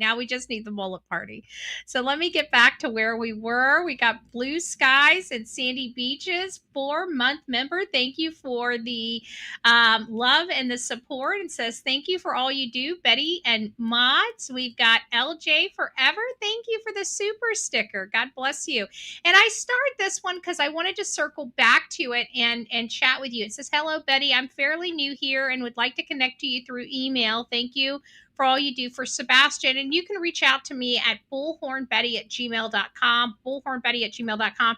And that goes for everybody in my chat. That is the absolute best way to get a hold of me. Sometimes, some weeks I'm better than others and I respond to every single email. And some weeks I don't. But that is truly the best way to get a hold of me. So if you have any questions, bullhornbetty@gmail.com. You want to connect with me, bullhornbetty@gmail.com. Or you have a tip, lead, or some information you need to share with me, bullhornbetty@gmail.com. Thank you so much. And Mike hitting it up. He's showing some love with the super sticker and wants to tell me that he hit the wrong button to help the goal. Thank you, Mike. God bless you for that. I do appreciate it, but we hit the goal. You know me. I try to get people to hit the goal, but I know we've been wanting to open up the phones for a while. So what do you do? I'm opening up the phones. I hadn't had a chance to talk with my people for a while. So we did do that. But I do appreciate it, Mike. Thank you so much for the love and the support that you show this channel. And the mullet party. Let's get to the mullet party. Don't want to forget that. Don't want to forget that. Hold on. Let's see. Oh, yeah, we forgot. I forgot. We're going to be going. Stay here just for a few more minutes. We're not done with the show. I forgot. I had the whole thing set up so we could go down. We got another 20 minutes of videos as we walk through the story of Sebastian Wayne Drake Rogers. I was supposed to play them throughout our conversation and I forgot. So we're going to watch them and you're going to like it. Actually, this is really the story. It starts out with the 4-minute when they were still at the campground and running away from the searches and running away from Sebastian. And it's kind of just walking through all of our intro videos to where we are today. So if you guys would like to stay, please consider sticking around. If not, you have yourself an amazing and wonderful day. We're going to start kicking it off right now. And then we'll see you on Bullhorn Betty Crime Stories at 3 p.m. to get our update on the Decker manhunt. Hey guys, Bullhorn Betty here, giving you breaking daily updates related to the Sebastian Rogers case. This is going to blow your mind, guys. I've been personally covering the case of Sebastian Rogers, a 15-year-old autistic boy that disappeared from Hendersonville, Tennessee. His mother, Cathy Proudfoot, and stepfather, Chris Proudfoot, came out and told their stories in this interview about what transpired related to the disappearance of their 15-year-old son. Cathy, Sebastian's mother, describes the day before he disappeared, Sunday, February 25th. They went to BJ's, he got a colossal popcorn, he was just a very happy, jovial young man, and they came home, put some snacks away, and then they went to a local bowling alley, and next to the bowling alley was a steakhouse where they ate. After they ate, they loaded up and went home. He took out the garbage, and the rest is history. He goes to bed at 9 p.m. Mom goes to bed at midnight. She awakes at 6 a.m. to wake Sebastian up as she normally does, and he's gone. Christopher Proudfoot states that he was not even in the area at the time that Sebastian left the home, that he was many miles away as he was working in Memphis and staying in his camper in Mississippi. A lot of people watching this case unfold became very, very skeptical of both Cathy and Christopher Proudfoot's story about what happened leading up to Sebastian's disappearance. Many people noticed the deep abrasion scratches in some areas looking like bite marks on Christopher Proudfoot's arms some 8 days after Sebastian disappeared. Seth Rogers, which is Sebastian's biological father, decided to start doing some ground searches and raised money on a GoFundMe page to aid those efforts. Christopher Proudfoot threatened Sebastian's father in a lawsuit related to the GoFundMe page and also the fact that Seth appeared to make the family, the other side of the family, look bad. Many people went out searching for Sebastian Rogers, and the one thing that was missing out of all the efforts volunteers put forth was Christopher and Cathy Proudfoot. And when people asked them why they weren't out searching for their very son that went missing from their home, they told people that it was because law enforcement told them to stay home. However, that very evening, they were seen at a barbecue joint outside of the home enjoying a dinner. Meanwhile, never once searching for their very son that they say they care about and want to come home. Media was in an uproar, demanding answers from both Cathy and Christopher Proudfoot why they're not helping with any searches for their son. And what was their response? They got in their camper, packed it up, and took off. Sebastian's mom and stepfather took off to a campground in Mississippi where they returned home for a short while and then returned back to this campground. Right now, it appears that the camper is still at this mobile home park or RV park with Chris's truck, but we have confirmed Chris is not staying there and has installed a camera on the camper. There are so many people curious as to why there's a camera on this camper, but not on their home before Sebastian Rogers walked out that door. The sheriff was very cordial at the beginning of this search for Sebastian when he truly believed both Cathy and Chris Proudfoot were deemed innocent and had no culpability in the disappearance of their son. If you look at the newest interview Nick Barris has with this very sheriff, you see a much different demeanor. Does this case anger me? You darn right. Does it make me want to almost lose my mind? You darn tootin'. Chris and Katie have a lot of explaining to do, because what I just laid out for you is only a minor, small amount of the case against them. Hey guys, Bullhorn Betty. I have breaking news related to the Sebastian Waindrake Rogers case.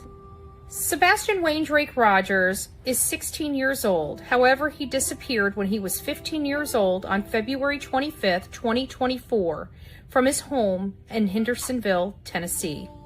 There has been a lot of controversy in this case. However, most controversial is the lights video.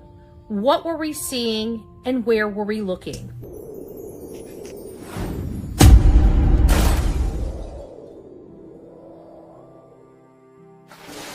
New information has come out related to the lights video and the potential viewpoints of what we could not see come to life and light.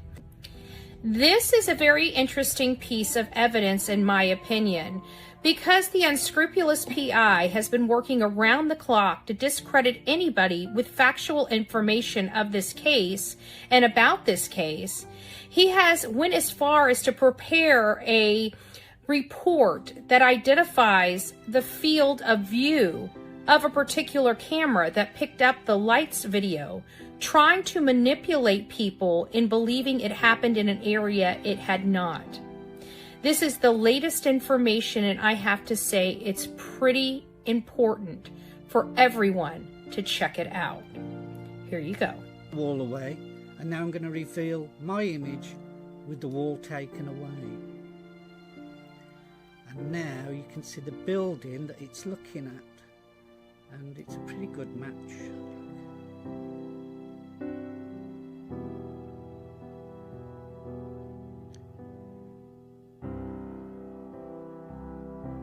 Now, can you figure out which building that is? It's not white, so that's a bit of a clue, isn't it? It's not one of the white buildings. It's a red building, it's got bricks. But what is this light here? We can see it. I can change it completely today in a minute, so you'll see the whole building.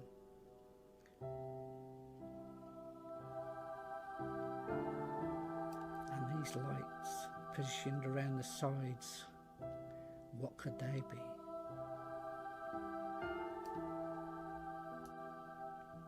So are you ready to see me turn night into day? Watch this.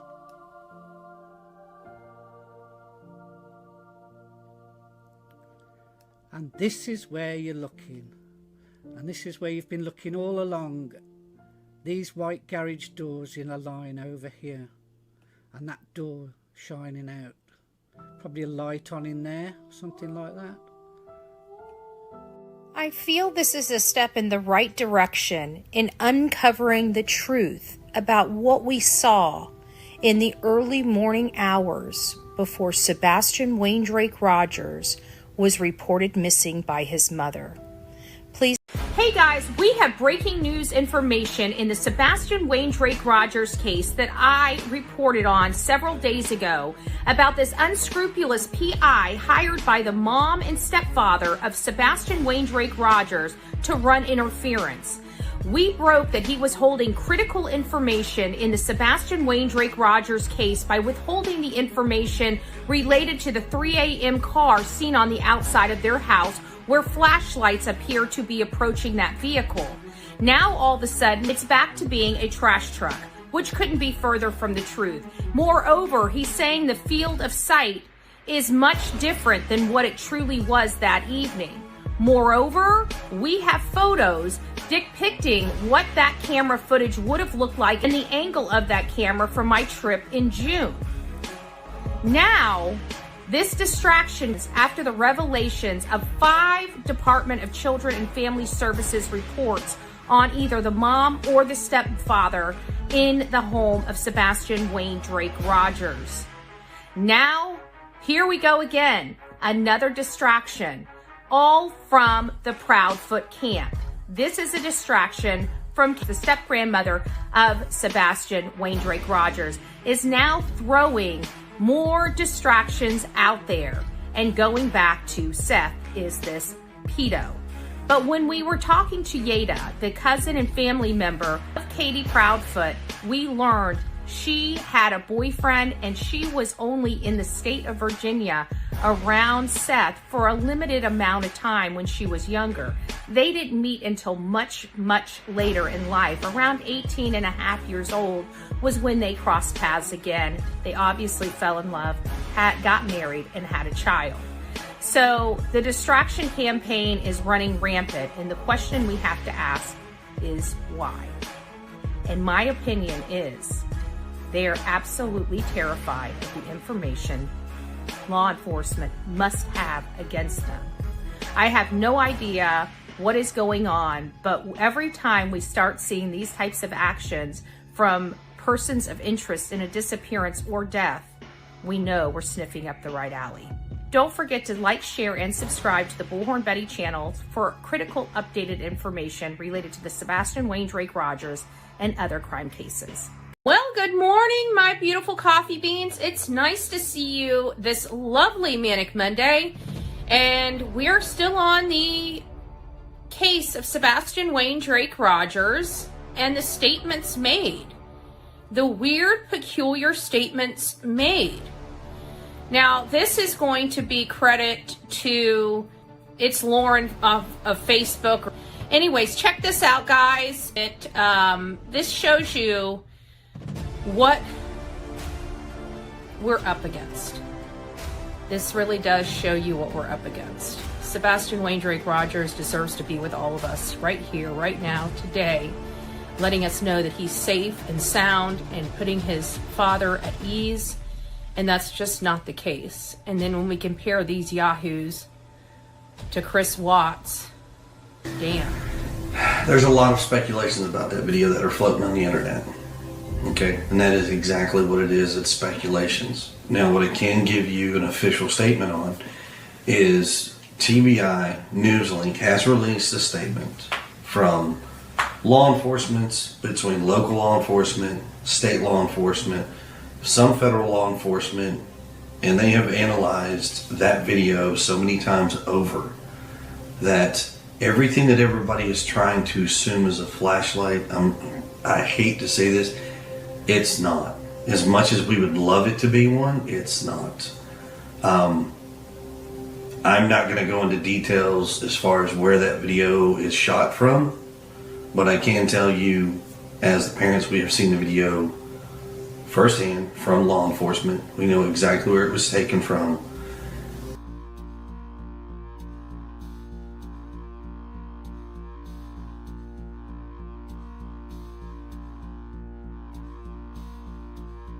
Yeah, I mean, nothing. Everybody's gonna have their own opinion on anything like this. Everybody has an opinion.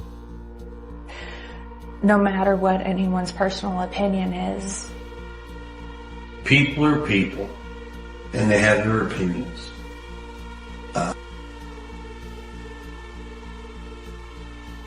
You know, like the police department went door to door asking, like, cameras and everything, just like nothing.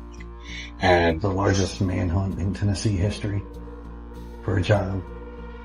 There's nothing out there.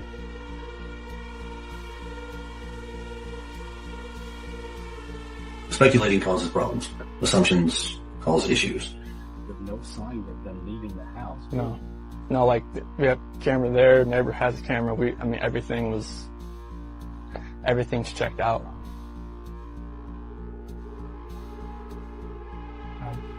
I don't want to put anything out there, like, just suspecting, like, if something, like, somebody pulled in the back and... I don't want to speculate. I don't want to. It's because it's an active investigation. I don't want to add any more. Like, there's no cameras in the backyard or anything like that, so it's really hard to even suspect anything right now as far as how she could have left.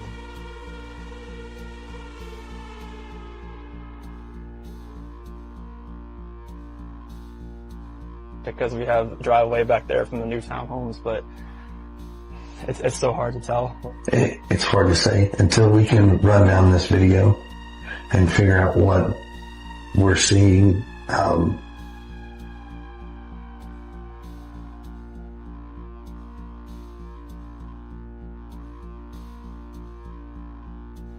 Thing out there, like just suspecting, like if something like some.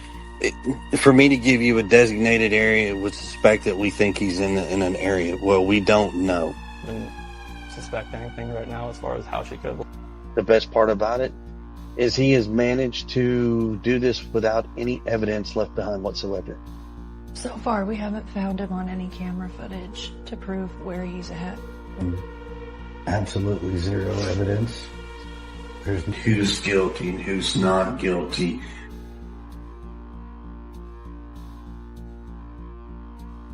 You know, when they usually eat dinner, it was just like, I miss them. Like, I mean, I miss telling them, hey, you got to eat that or you're not going to get your dessert, you know, and just like, you're not going to get your snack after. I miss that. Like, I miss, you know, him trying to eat all the sweets instead of dinner. I miss him stealing my Brussels sprouts while I'm trying to cook them.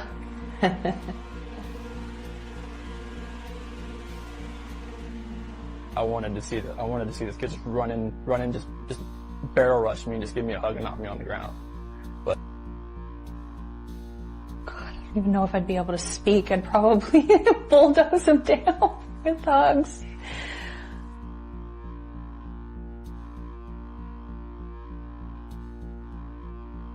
yeah, because like Bella was going to start kindergarten next Monday. Sebastian wasn't very much, like, he didn't go outside very much. He preferred to play. He prefers to play inside. Because it was typical for him to get up and come and rummage for snacks and things like that. To be here last night and to go into their rooms and know that I wasn't going to turn the rain machines on. And I know that I wasn't going to turn their monitor on. And know I wasn't going to kiss them to bed tonight. It was that's why last night was just horrible. I couldn't do it. You know, we have a bedroom that's empty that is never normally ever empty.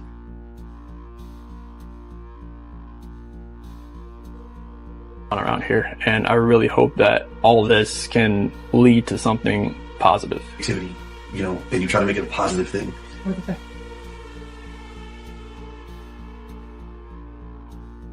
If she's vanished, like, I want her back so bad. I want those kids back so bad. Take my son. I want to find him so bad. But there's no malice. We just want our boy home. That.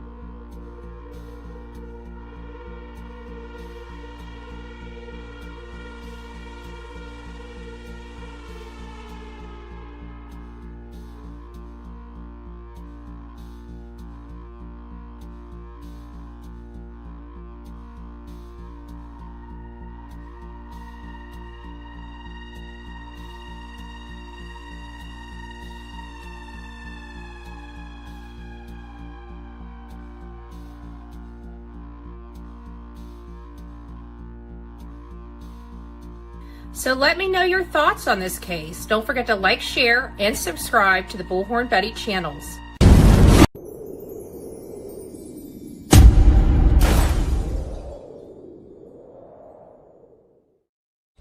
Good morning, everyone. It's nice to see you. We are covering the case of Sebastian Waindrake Rogers. He's been missing from his home since February 26, 2024. According to everything that we have learned about this case, Sebastian Rogers was last seen on February 25, 2024, while dining with his mother at a local steak restaurant known as the Texas Roadhouse. Allegedly, he left the Texas Roadhouse about 6:22 to 6:25 in the evening, and they proceeded their way home.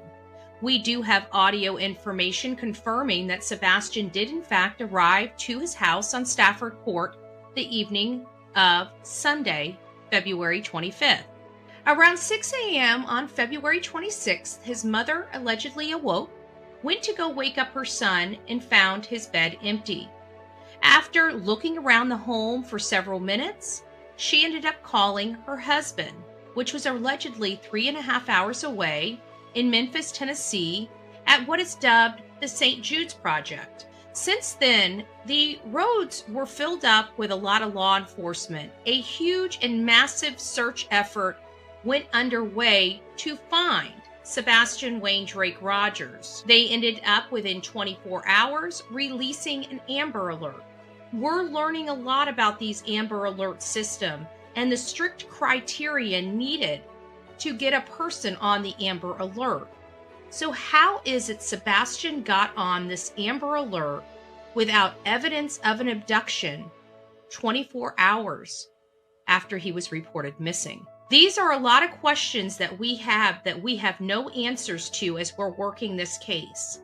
What I can tell you is their statements have changed wildly. Here are a few examples of the wild changes. He is asked, would he be able to ride a city bus?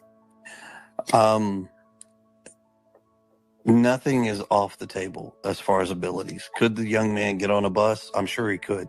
We've never done it before. We've never rode a city bus, so I don't think he understands the process. He doesn't have any sense of money. He may have, like, let's say a $20 bill in his hand, but he doesn't truly understand what $20 would get him. He's good Right. at it, but he doesn't I understand. time and money. It seems awfully funny that, he just can't seem to take care of himself. He doesn't really know much. But when we hear his father talk about him, Seth Rogers, he describes his son more capable than we've ever heard. He says his son is so capable, he goes fishing, he can shoot a gun. There's a lot of stuff that Sebastian does that, from the information we had from the mom and stepfather, we wouldn't believe. And just recently, after the 1-year milestone of this young man being missing, the mom and stepdad come out and say there was a misunderstanding about their son and his capabilities. That's kind of odd. Let's listen to that. With his autism, is there anything else that we should add that you want the public to know right now? I would say that he is what they would consider high functioning. He's not, he doesn't struggle with verbal communication, but he does, he does struggle sometimes with expressing himself is, I guess, the best way that I could put that. But he's so smart and he's so capable, and that I think the initial image of him that was portrayed was misleading to an extent. Yes, very much misleading to an extent. They're the ones that were feeding the public the information about their son. So why were they being so dubious in explaining the capabilities he had early on? They treated him or put him into the minds of the people looking for him that he had an infant's mind. And that is completely untrue. We're going to be diving into this and more today on the Bullhorn Betty channel. I struggle to put words to how it feels, honestly.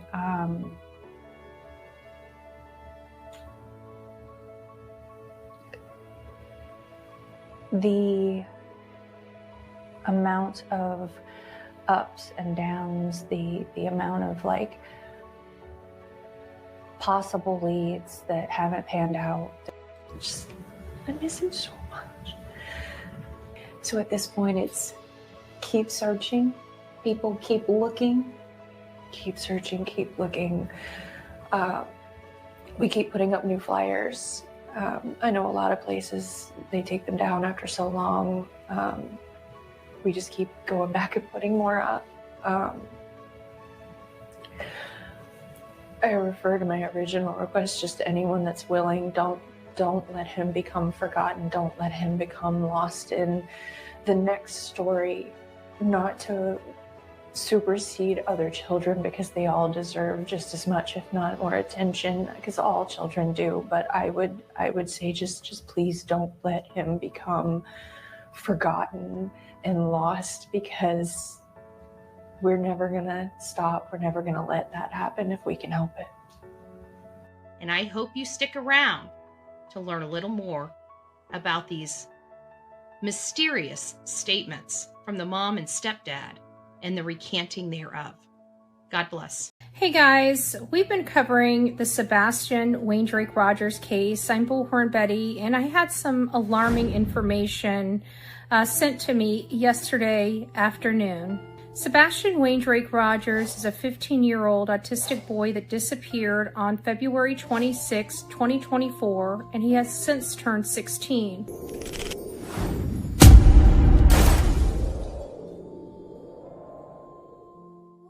He disappeared from inside his locked home, where he was allegedly only with his mother and no one else.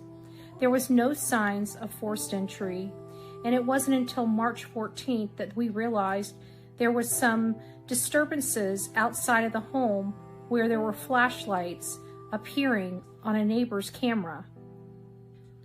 Since then, I was sent a link to a video, and I ran that video on my show today, and it doesn't look good, and I do believe it's legitimate footage. This footage has been enhanced and identifies a lot more than we could have ever thought. Please take a look. The best part about it is he has managed to do this without any evidence left behind whatsoever. Used what Wi-Fi's were in the area. Right. Now, mind you, it was said that there were only two exterior internet sources that came in and out of the area that night. Mm-hmm.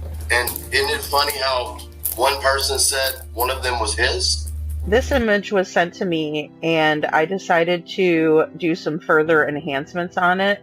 So here's one shot where you can see Mr. Foot carrying something, but upon closer review and more enhancement of the photo, this is what I see now to be Katie, Chris, and Sebastian. They're carrying Sebastian. It looks to me as if Chris is carrying Sebastian in either a blanket or a bag. I see a blanket just because of the way the black shape is formed, and it looks like he's carrying him like a baby, and Katie is standing behind him or walking with him. The reason I think this is because when I was enhancing the photos, I could see the differences in the appearance of what looks to me to be a human face. And it looked to me like it was actually a human arm that was draped over the person who was carrying the black blanket, or the perceived person in the black blanket. But here's an example of what I saw. Here you can see the differences in enhancements, and as I enhanced each photo, you can tell that the person's skin stays the same color and the black blanket also stays the same color, so I know that those two images are associated with each other. So as you can see, each time I enhance the photo, you can see that the core images stayed the same. And then there's this little nugget. Let's watch. I drove him around the neighborhood, I drove him around the school, and he's already... Now, while I can't replicate this information, and quite frankly, it's highly disturbing for me, it does appear that it's legitimate footage. It appears that it's legitimate footage from the lights video that was enhanced. And it appears that there was two people loading a large object into a vehicle. We've heard statements from the stepdad, multiple statements, that we'll never find Sebastian. Boastful statements that The best part about it is he never left evidence when referring to his stepson. Like I told my audience on YouTube, it's time for us to pray. It's time for us to pray for Sebastian. It's time for us to pray that he's found safely and is brought home to his father. God bless each and every person watching this video. It's time to pray. God bless. What we do know as fact, however, is that Seth has been searching for his son ever since his son disappeared. Seth has publicly taken a polygraph. He has publicly produced his work records. This man has done everything he could possibly do, including working with the FBI, working with me to advocate for his son, calling on the national media, getting Nick the Hat and Dog the Bounty Hunter, and we're here with what from the mom and stepfather? Nothing for almost 10 months. Shoddy searches at best, working with an unscrupulous PI, felons, and including one searcher utilizing substances, illicit substances, while searching for their son.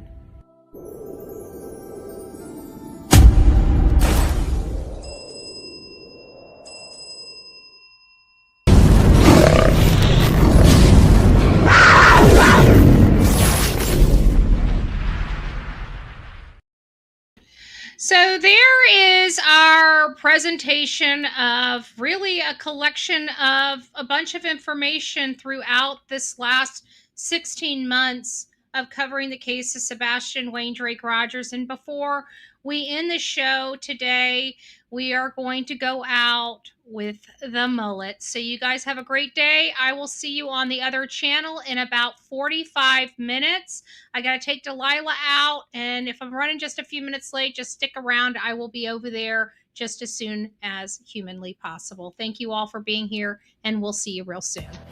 If you shave your cooch, but not your booty hole, is that the same as a mullet?